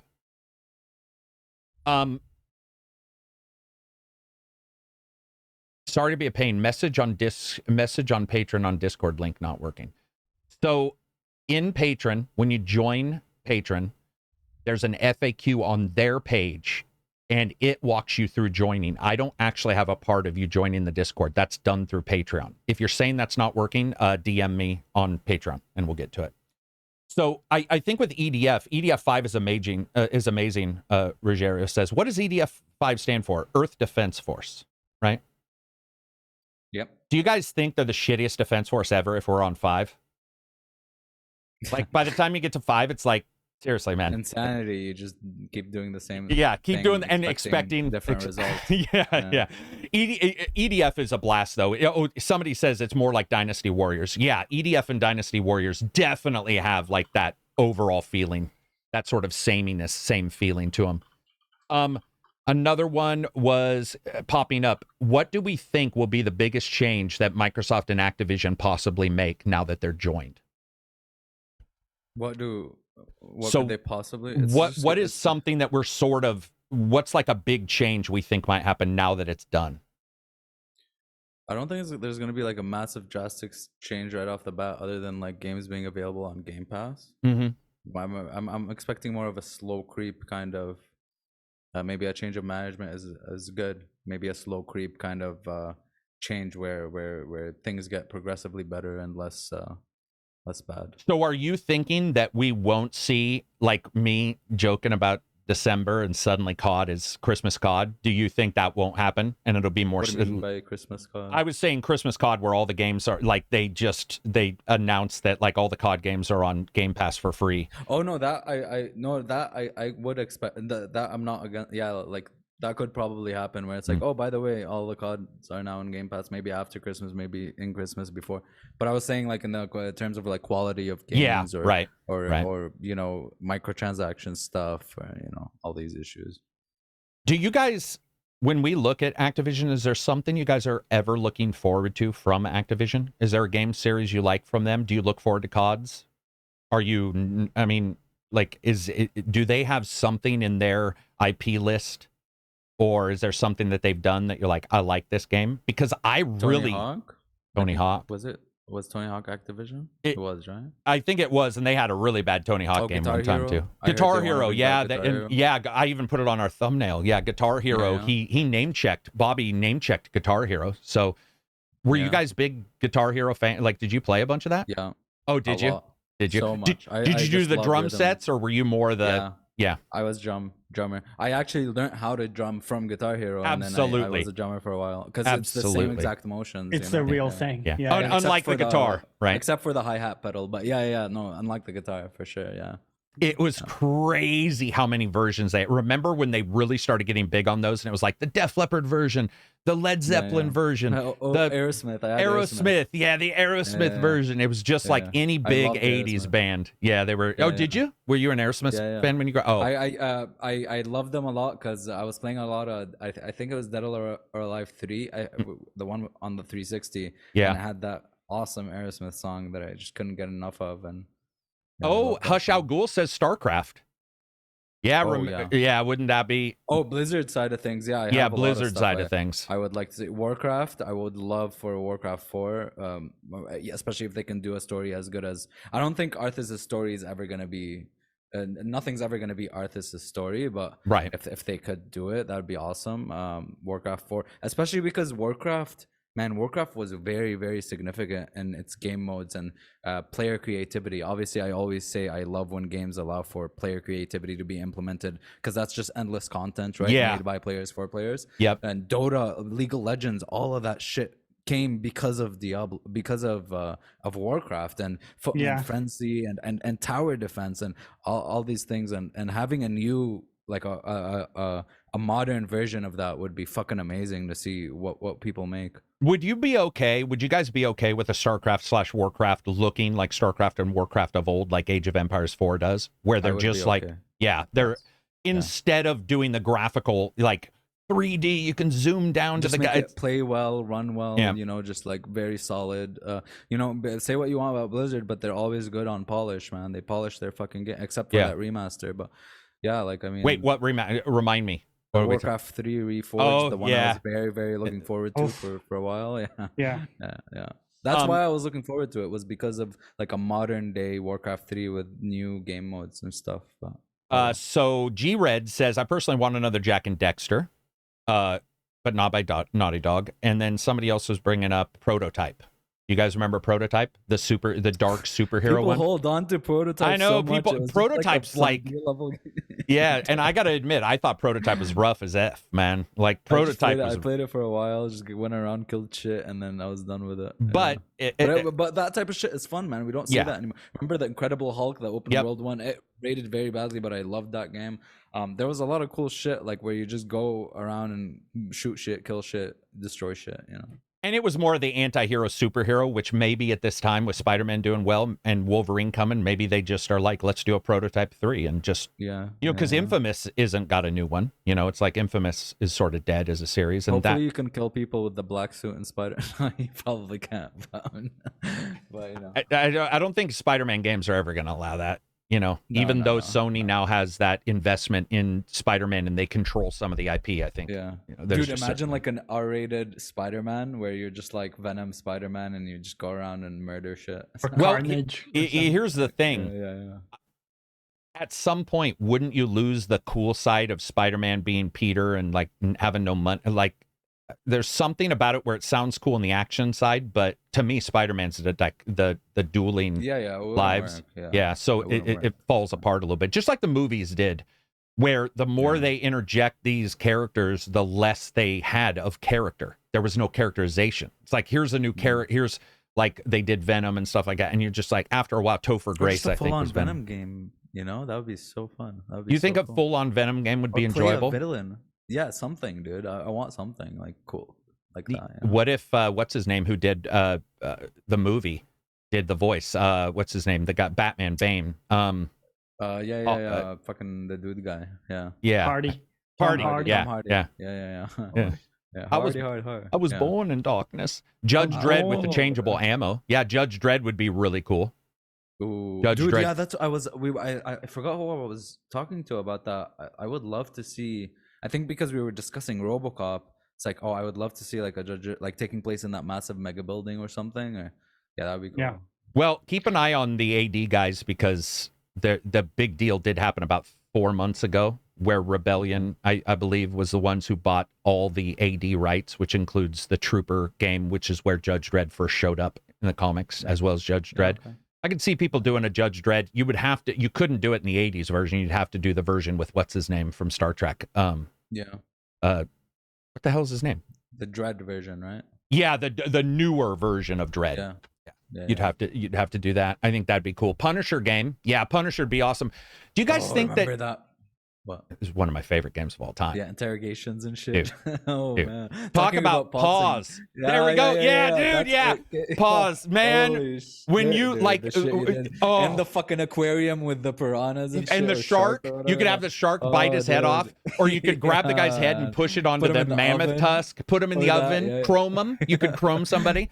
And I remember I had a friend who was like, I'm going to go home. He's very nice, but he could not do it. He was like, I can't continue to watch this. And I was just like, brutal. He was like, dude, this is not for, it was, and they didn't hide shit. It was like in your face, which, by the way, if you're going to do Punisher, that is what you need. Of course, it's in the name. It's got to torture someone with an ice cream, dude. Yeah. Oh, dude, one of the best parts of a movie ever. Rogerio says, I would like the dude who voices the old gunslinger in Call of Juarez to voice Dredd. What's his name? Oh man, I can't remember his name, but he's a really good voice actor. He might be dead though, just so you know. That's one of the problems with a lot of these older shows and stuff is, who do you throw in there for the voice actor? Because I need it to be nailed. Yeah. Well, right. Yeah, because what's his name? What's the main guy who does literally Batman? Yeah, he's literally Batman. Yeah, that sucks. Mm-hmm. Modern Punisher is woke. Was it? I thought it was an okay show, but I wouldn't consider it woke. I don't think it was woke. I think is woke now just a verb you use at any time if you dislike stuff, maybe? Like, it's woke. It's if you dislike, like, obviously to me it's a different thing. It's when they cut down on, well, we don't have to get into that, but I think a lot of people use it very liberally. I appreciate you just saying intended, we don't have to get into liberally. Hey, woo, woo. Hey, fucking liberals. Josh L says Demolition Man would be cool. Yeah, I think there's supposed to be a Demolition Man sequel coming. I mean, you can't use Stallone, can you? I mean, Stallone's getting, the only demolition there is his spine, organic system. Like, yeah, I love Stallone, but like even in the first Expendables, when he runs toward the plane, I remember with my friends in the movie theater, and I looked at him and I was like, that is a case of a man whose muscles are like pushing his body past the bone's ability to move. It looked like he was forcing the earth to move versus him running. It was so, and Stallone's never been a good runner. If you see any of his old movies, he looks like a goofball. He's not Steven Seagal goofy. He's not like, but it just never looked great. Yeah, Steven Seagal. It's funny, for the longest time, Steven Seagal just never ran in movies. Yeah, like, and then when there you was see a him, point he stopped running. Well, in movies. You would only see him walking, like slowly, like. Dude, he got in a fight in a movie recently where he was sitting down the entire time. Like, that's when you know a guy's checked out. When you're like, we're gonna do a movie where I just sit down in this office chair. Right? I mean, he was a black belt, I think. No, he was a black. I mean, he ran his own dojo in Japan. He was one of the first, if not the first, American to do it.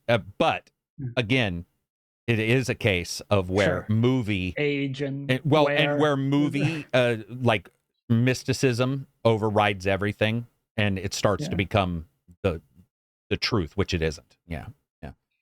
Stallone doesn't run; he makes the Earth rotate faster. Yeah, that is exactly what he looked like.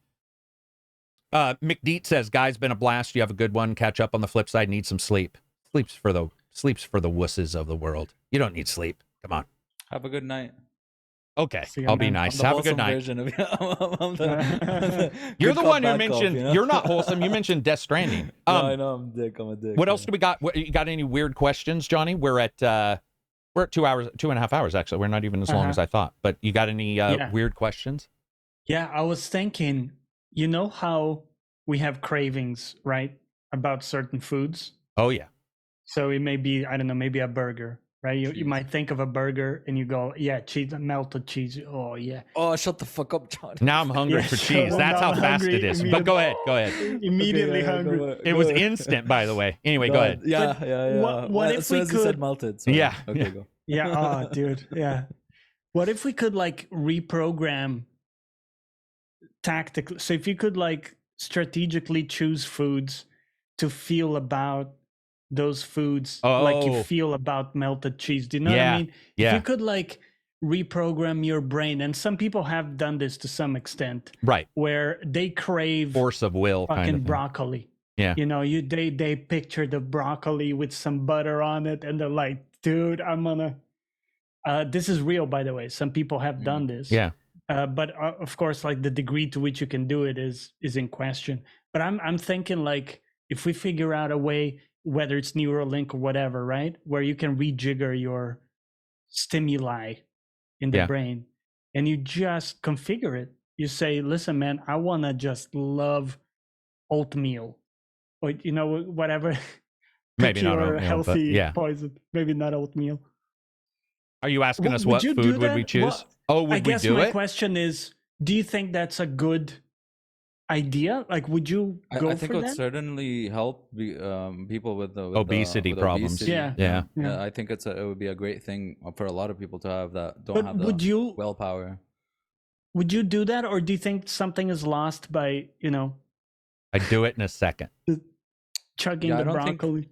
Okay. Yeah, in that regard, I don't think there's like a moral quandary to that if that's what you're at, or if something is lost. So I'm a very indecisive person when it comes to a lot of things. Yeah. And I love all types of food, healthy, unhealthy, but I do like when I'm in a diet, I'm very committed most of the time. But to have the option to just be like, hey, only crave healthy stuff and never even, I'd do it 100%, because then I'd be like, there's no point in damaging my body in any way. Yeah, for sure. Yeah, I would do it in a second because I mean, as high energy as I am and waking up all the time to work out, I still have to fight weight all the time. Like, and I've had to fight weight since I was a little kid.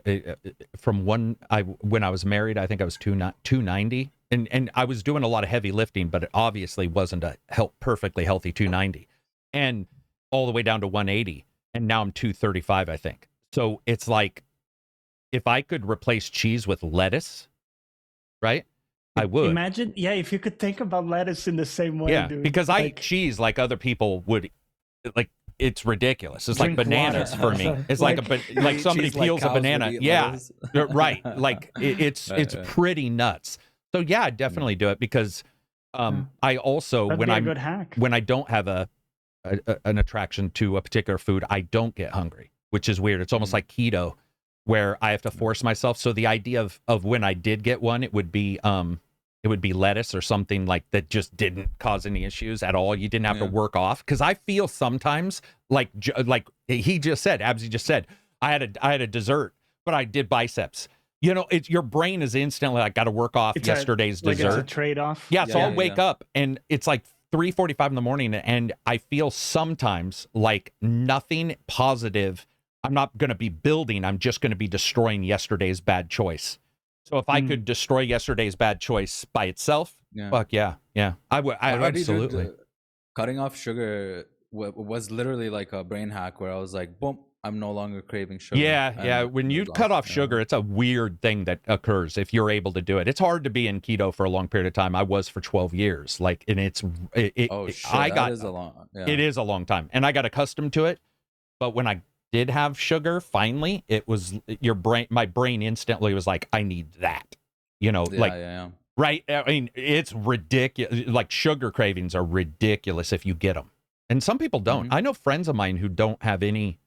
They like rich food or something, but they don't have a sugar craving.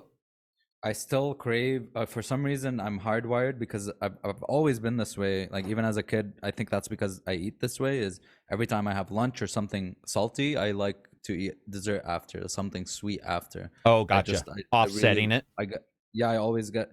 But I do have keto options for that. Like, I have like keto brownies, keto cupcakes and shit. You know what I mean? Yeah, you're better than me because I had nothing but difficulty trying to make alternatives that weren't sugary. They tasted terrible. Did you know that like stevia could be very good, or like it's just your taste buds where you can taste it as sour? And mine is sour, sour and bitter. Yeah. Mine is like it's like sugar to me. It's like completely is it? Fine. So my wife's that way. She's like, she bought some, and I'm like, why did you buy that? It's terrible. And then she told me it tastes sweet, and I'm like, what the? Because to me, when I hit it, it goes back here, and it's almost like lemon, but it's like lime, where it's got the more bitter versus the sour. I don't feel that. Man, you're lucky because that stuff is obviously a better choice. Hush Al Ghul, $5 super chat. Based on the last podcast topic, is there a villain in any media that if you're in his shoes, you would do the same or worse? Magneto would be my choice. Worse. A villain. A villain in man, that's true. Magneto. I do understand why somebody would say Magneto, because Magneto, when especially the later movies, dove even more into his child, like him getting tricked by Kevin Bacon in the Generation or whatever that movie was with McAvoy. Yeah, that did go pretty wrong. Is there something that I would say worse?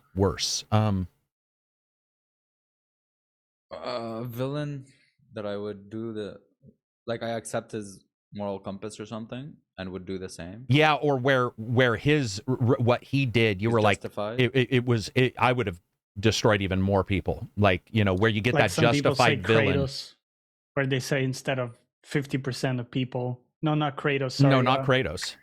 What am I thinking? The Marvel Avengers bad guy. Thanos. Blue guy. Thanos. Thank you. Thanos. Yeah, Thanos. Where he like erased 50% of people. I've heard some people say, push it to 75. No, I say make 50% more food. That was the dumbest fucking choice I've ever seen. And I hated that. You could have come up with any Dude, you could have come up with so many different fixes. Yeah. He was like the dumbest super villain I've ever seen. What were you going to say? Abzi, go for it. One villain, I don't know if I'll do the exact same because that's kind of psychotic and I'm not a sociopath. But one villain I absolutely loved and I absolutely justified and absolutely backed was Dracula from Castlevania, Vladimir Tepesh. You know what I mean? And that motherfucker was, dude, because they were like killing his wife in the name of the religion. And shit, just because she helped people with medicine, and they saw that as like witchcraft and shit. Like, fuck those guys, dude. You rain down all the demons on those motherfuckers. Right, but they drank people too, right? They people, didn't they? Are you talking Dracula, about bleeding people Dracula out and his wives and stuff? No. What? No. This is prior to him turning into Dracula. Yeah, when he married his wife, she turned him into a great person, and he was like traveling the world as men do, and he was like, he wasn't doing vampire stuff and killing a lot. So it was once they tortured his family and killed him. And he started seeing like goodness and humanity and being a good person, and he was on that good arc, man. But then they just fucked over his wife because she was trying to help people, and it just drove him nuts. And I was like, I'm with you on that one, brother. Yeah, hell yeah. Time to be the bad guy. Fable 3, the brother. Man, that's a deep dive for me on Fable 3. I'd have to go play that game again to even know which part of that was. I think with villains, when I look at most villains in shows, I think they're not sold very well anyway. So a lot of times I have a problem. Like I was rewatching Superman with Cavill, and Zod shows up, and his entire reasoning and everything was just broken. And I get it. Some people's reasoning is broken, but when you gain those superpowers, which technically they were from our son, it would have changed a bunch of stuff. It just didn't work. It was like, okay, none of this works. It doesn't pay off as well. And I find that more in movies with a villain, where the villain doesn't pay off well enough to make me even make the first decision. But I do get that if somebody tortures your family and stuff, there's a chance that if you had the ability to summon demons, you might summon some demons. It also, if you watch the movie, the original with Keanu Reeves, I don't know if you guys have seen the ancient one, Keanu Reeves and Oldman, he basically gives up at the end and lets him kill him. Technically, sort of lets it. Well, it doesn't really let him kill him, but he sort of reverts back to like, okay, I've done some shit. But it's like after you've destroyed 200,000 people, at what point is there a redemption arc? I think villains are pretty poorly done in shows and movies. I don't. Most of the time they just don't sell it very well. We see it in like Olympus Has Fallen, those kind of movies, where you see the bad guy and you're like, dude, this doesn't, the bad guy's just there for the good guy to beat up all his people. That's the only reason he's there. Bad guy. Oh, dude, it is. And by the way, okay, let me tell you the worst thing a bad guy can do in any game, movie, show, cartoon, book, or anything, and that is let his people try to fight the good guy and walk off. And it happens in every movie, every comic book, every cartoon. They're like, you guys handle him. You guys handle him. It's like right now you could destroy him. And instead it's like, okay, you guys handle him. I'll be, I'm going to be over here. And you're like, come on, man. Like in anime where the bad guy is like imaginably powerful, but is fighting the good guy with like 10% of his power. Yeah.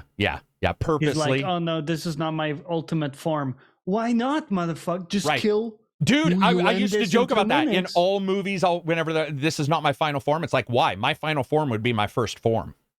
Yeah. Like there would be no. It'd be like, dude, I'm showing up with my ace Are we form. Sparring here? Yeah, we're not sparring. Exactly. It happens with a lot. Like Hisoka from Hunter x Hunter, or I think there's a couple of different Hunter where they like. Yeah, like the anime. That's an anime where they like to toy around with the dude and they want like a fight out of it. There's the villain from Final Fantasy 14 as well. Xenos, right? Yeah, true. Where he just wants he wants the challenge. Like he's so bored and he wants to like fight the guy. He wants like his opposite. Yeah. No, I get that, especially if you're sort of waiting for the good guy to make it worthwhile for you. But those bad guys they usually don't trigger me. I like the really bad guys. I don't know why, but if a bad guy is like when they are, for example, the Reapers in Mass Effect, I was like, this is unknowable elder sign, fucking Cthulhu god as robots, weird shit. And the way they talked, the first time Shepard is down in that, like the canyon, or he's in the caves or whatever, and he's talking to him on that. Yeah, and who's he talking to? Hologram. Sovereign? Is that Sovereign Reaper that he's talking to? Sovereign. Or is it? Yeah. And the way it was talking about like humans and stuff, it's like AI right now, right? Chat GPT. But when it's talking, I remember as Shepard, that was the moment where I was like, anything's on the table. Anything is on the table. Like this is beyond. And so when you go to the council and they're like, well, I don't know. And I'm like, just punching the reporter for telling me off. I'm like, nah, you're out, man. Like I love that when you get that turn where you're like, this guy's, he's bringing everything. So I'm going to have to bring everything. I loved that in Mass Effect. I thought it was so well done.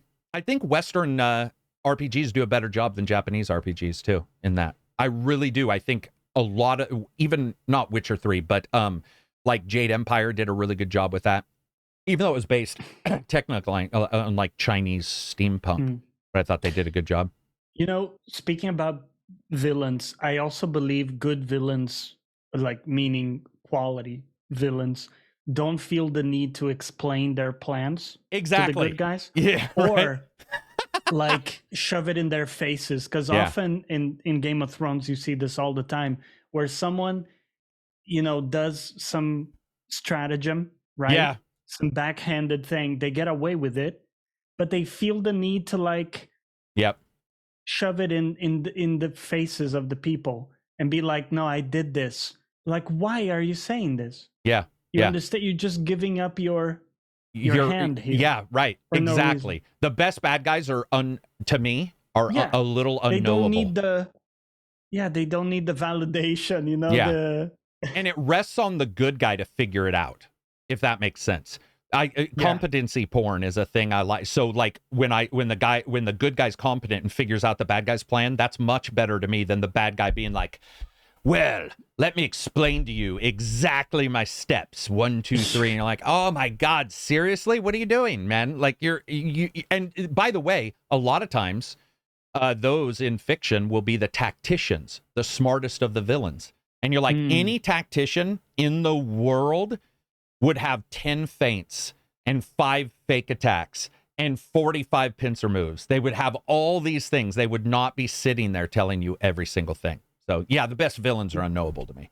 I'd love a Jade Empire sequel. Yeah, that'd be awesome. Spider-Man's always been my fave because of his obvious weaknesses and general good humanity. What's your favorite superhero? Do you guys do superheroes much, or is it more anime? I don't like superheroes. I used to watch most of it, and I kind of got really burnt out. I think Avengers Endgame was sort of like, the end game for me. I did like Guardians. I did recently see the third one. That was good fun. I think the Guardians movies 1 and 2 were awesome. Is the one I really loved, Batman? Dark Knight. Yeah. Yeah, Nolan's I Dark like Knight. those movies. Yeah, they're very good. What else do we got before we wrap it up? Oh, that's why Baron Harkonnen is great on the book. He's just brutal. And yeah, Dune did a good job. Did a pretty good job with that. Like, they would talk to each other about what they were doing, but they wouldn't like email each other and be like, I'm coming after you. I'm coming at you. And you're like, dude, seriously, why'd you just send me an email? I have 2 pitches for you. Go for it. I want to pitch you 2 technologies for the future, okay? And I want to hear your inputs here. Technology number 1, pets, but like robot pets. If we can figure out a way to do fur convincingly. Imagine you have let's say you like cat or you like dogs, whatever. Doesn't poop, doesn't need food or drink. You can stop it barking or meowing when you need to work or whatever, and you don't want to be distracted. And you can, it will do what you want, right? So you can say, well, time to play, because it's now a good opening for me, as opposed to it's time to play because the dog wants to play. 3 a.m. and the dog wants to play. It's 3 a.m. and my cat is like zoom zoom. Thoughts? I haven't heard a lot of people talking about like pets. People talk about home robots and stuff, but we put Loki down 3 days ago. And he's been around he was 14 years old when we put him down. And I spent the next day 5 minutes yelling for him because I forgot we put him down. And I got to tell you, that was the moment where my wife came home. She was like, what's up? And I was like, dude, I just spent 5 minutes yelling for the dog, searching my backyard, and he's dead. So to me, a robot animal would be good for longevity. Yeah. That is the most important. I don't care about the play thing. I don't care about the food thing. But the idea of like, you would never have to go through that. Dude, when I started the podcast, all 3 of them were alive. We have other dogs now, but it was Loki, Ming, and Zen, and they've all passed away. And I looked at a picture and I was like, Jesus Christ, man. Yeah. Like that sucks. It's very rough. Yeah. Dick. Like there's no way around it. So to me, longevity of being able to say, could you if you could copy their brain onto the robot, and you're not gonna have to, say goodbye to your pet. Right? Dude, it's like, it was miserable. And what's funny is it didn't hit me when we did it. It was his time. He was in rough shape. But the next day when I called for him, it was obvious I had not like a processed it in the way that I thought. I was like, okay, I'm very pro helping an animal. Like if the animal's sick, that's your job as a human. Like almost above most other things other than helping humans. Yeah. So I would love a robot dog for longevity. Yeah, I think for me it would ruin the point. Because it's a living entity kind of thing. Yeah, I love animals and I wouldn't definitely. give a shit if it was like a robot. Yeah. You mean, so you're saying you wouldn't even want the robot, or you're saying that you wouldn't care if it was a robot, or you wouldn't even care to get it? because Yeah, you yeah, yeah. know internally. 'Cause Okay, I know it's a robot. let's Yeah, it's jump to not this real. then. Robot girlfriend shows up, Abzi, and Yeah. she might argue with you or whatever. You can choose her 1 to 10 level of argumentative or like solo attitude. I don't know what you would call it, but chaos factor, 1 to 10. She looks whatever way you want, and robot girlfriend. Are you then saying you would actually choose the human girl, even though Yeah, I would choose a human. Fuck that. Yeah, I would. I don't be that sad. No. Yeah. Yeah, that's the same thing. But like if it was like if someone wants like instead of prostitution, get a robot sex bot sex doll thing that feels like the same. Yeah, I don't have a problem with that. But you wouldn't take the emotional step. No. Okay. No. Unless they became like sentient androids or something, then there's a discussion there. Yeah. Right. What about you, Johnny? You for your own question. Yeah, I would take the pets because I've also had, the unfortunate experience of having to put down pets. And yeah, I mean, no matter how in peace you are with that, it's always really rough. Yeah. Yeah, you create a big connection with pets. Cycle of life, and it sucks. It sucks so bad. Yeah. I do get what Abzi says, but I do think there's a line where if they are convincing enough, kind of like what you're saying, I guess, there is a point, I think, for me where I would be okay with it. Yeah.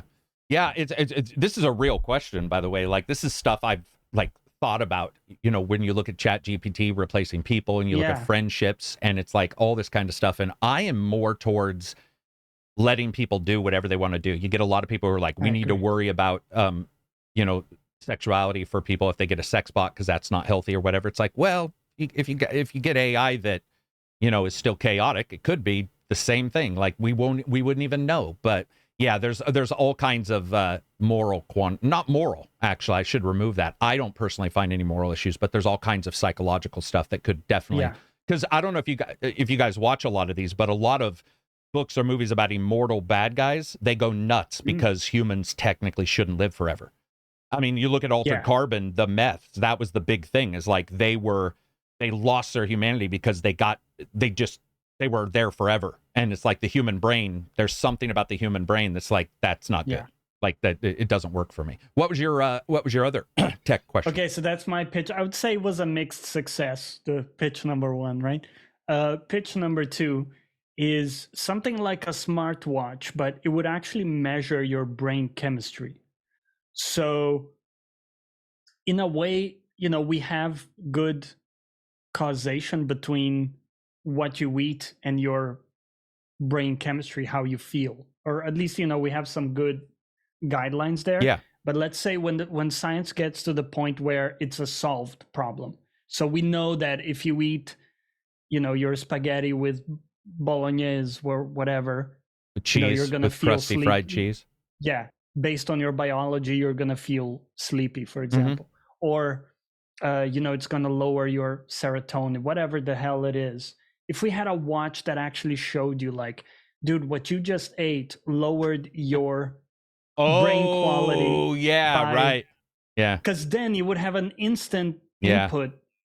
Instead, like now, the big problem and why it's hard to change our eating habits is we don't see an immediate feedback. So you can have a cheat meal and you feel fine, and it's kind of over the long run that you feel the bad results of it. But if you saw like, dude, you fucked up, like that's gonna cost you. It's an unhappy emoji. It's just this fat unhappy emoji on your watch, just like overweight. Yeah. And if you could put it down to almost like happiness, not happiness, maybe well-being. Yeah. Because, like if you feel shitty, your well-being is going to be worse.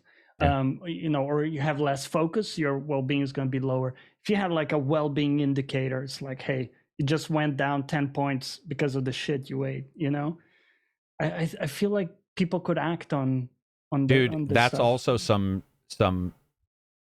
weird thought process of some people get enjoyment from that fried cheese like I do.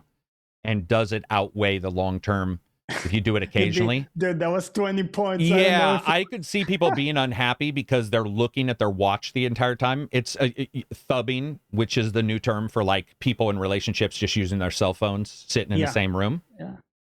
There's something detached about from the experience. And I think personally there is something awesome sometimes about having a bad choice. Like, I am going to eat some cheese because your brain does like cheese, right? Yeah. So there's also I mean, I don't know about you guys, but occasionally, randomly, I'll have something that you would consider bad for me, and I feel amazing for a little while. Your blood sugar spiked. You know, you're like, oh, fuck, man, I got extra sugar in my body and stuff like that. So I don't know if I'd want something because I would probably look at it too much. I mean, do you know what I looked at a lot? The Fitbit, man. When I got the Fitbit, that thing was like talking about sleep. It was talking about steps per day. It was talking about this. It was talking about that. And I started looking at it way too much. I was just like, you know, staring at it for every choice I made. I don't know if that's the best bet. And you know the funny part about that, because I also got one of these to track my sleep and stuff. Same. It's like, oh, dude, we all got one, yeah. Yeah, because it's telling me like, hey, your sleep is kind of shit. You wake up a lot during the night, and I'm like, yeah, I understand, right. I know. Yeah. So what? Like, it's not actually telling me. Right. It's not telling, not only that, but it's like, well, if you don't smoke or drink, which are negatives on your body too, it's like, okay, so my sleep, I woke up a couple times. It's like not, you know. It doesn't tell me what to do. It also doesn't take into account that I've already tried like the basic stuff that everybody says, like, you know, no screens, blah, blah. I've tried that and I still wake up a bunch of times in the night. So it's like, it's kind of useless info. It's hard to act on it because it's like, okay, you know, your heartbeat or your sleep is shit. So, well, it's good to gauge, like, why am I feeling this way today? Is it because my sleep was bad last night, or is it because, like, of some other factor? Because have you guys ever had that where if you wake up on the 30-minute REM cycle, you feel like shit? Man, if I wake up, I have to time my sleep wake up time at 3:30 or around 5:30 or around 7:30. And if I don't, and I wake up in between, I feel terrible all day because I woke up during the REM. And you're like, you just beat to shit. And it's not food or anything. It's just, maybe it's a dog barking. So here's a question though. Do you wake up with alarms? 3:30, not anymore. No, I wake up pretty vibrate. Well. I don't do sound you anymore. have it. Interesting. So it's on your wrist and then better. Yeah, that might be. Yeah, I used to wake up with audio. I think that's good too. Music, where it'll go from like 1 to 5 volume over a 5-minute period. Gotcha. But once you get used to waking up at the same time. I don't know if it's just me, but because I don't wake up with alarms, I usually wake up, I feel like at the end of a cycle or whatever it is. You probably do. Yeah, you probably do. Yeah.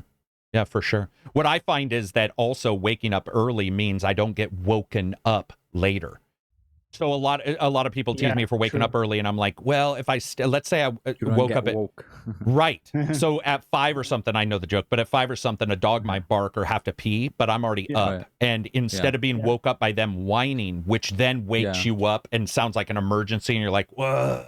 If I know, then I can plan the night prior too.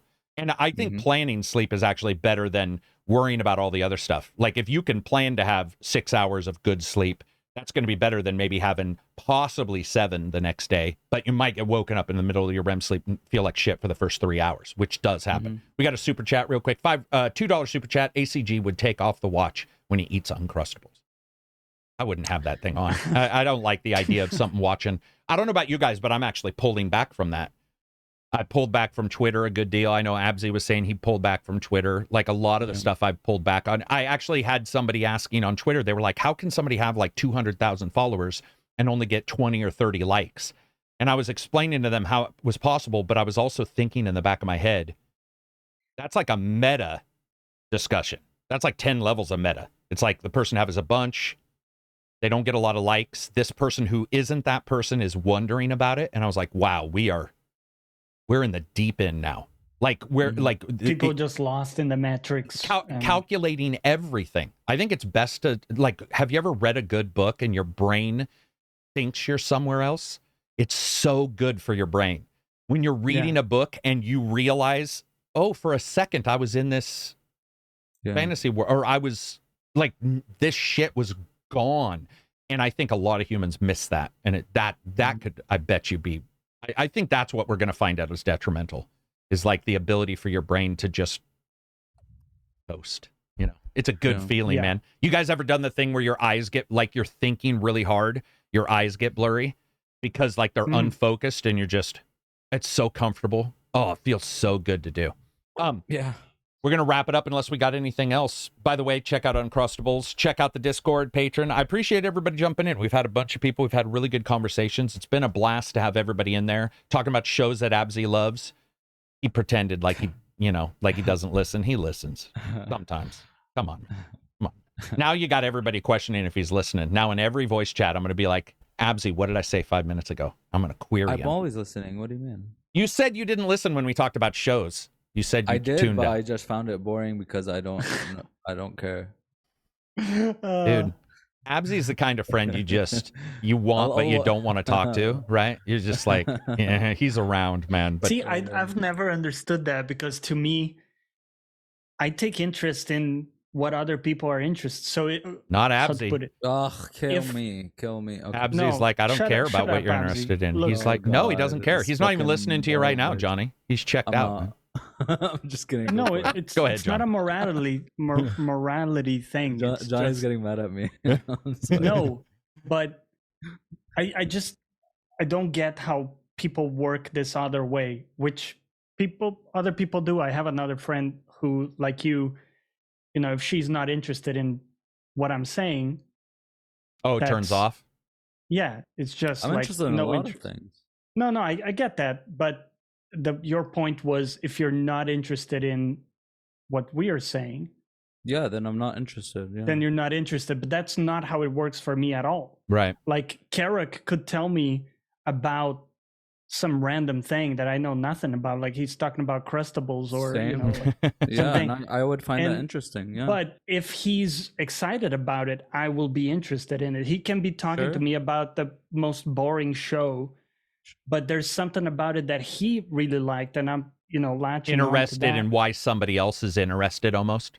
Yeah. Yeah. Well, that's called empathy, Sure, and that Abzi happens to just me has too, none. for sure. I mean, Abzi just has no empathy. I think we've. No, that's not true at I all. think I think you Abzi. painted a picture I think about me that Abzi was not only true has at no all. empathy, he hates all people. And I think we can I hate all. everybody. I think I we don't can all- like when anybody's excited about anything. I know. Fuck you all. I know, but it is.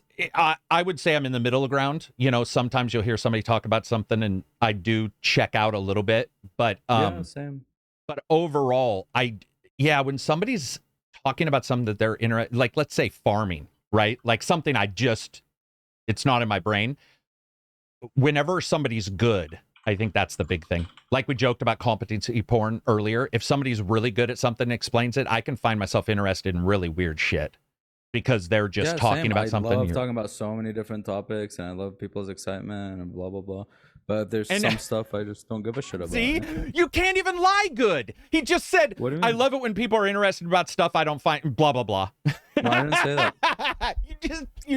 you don't like us. Admit it. Yeah, I want to shit on everybody.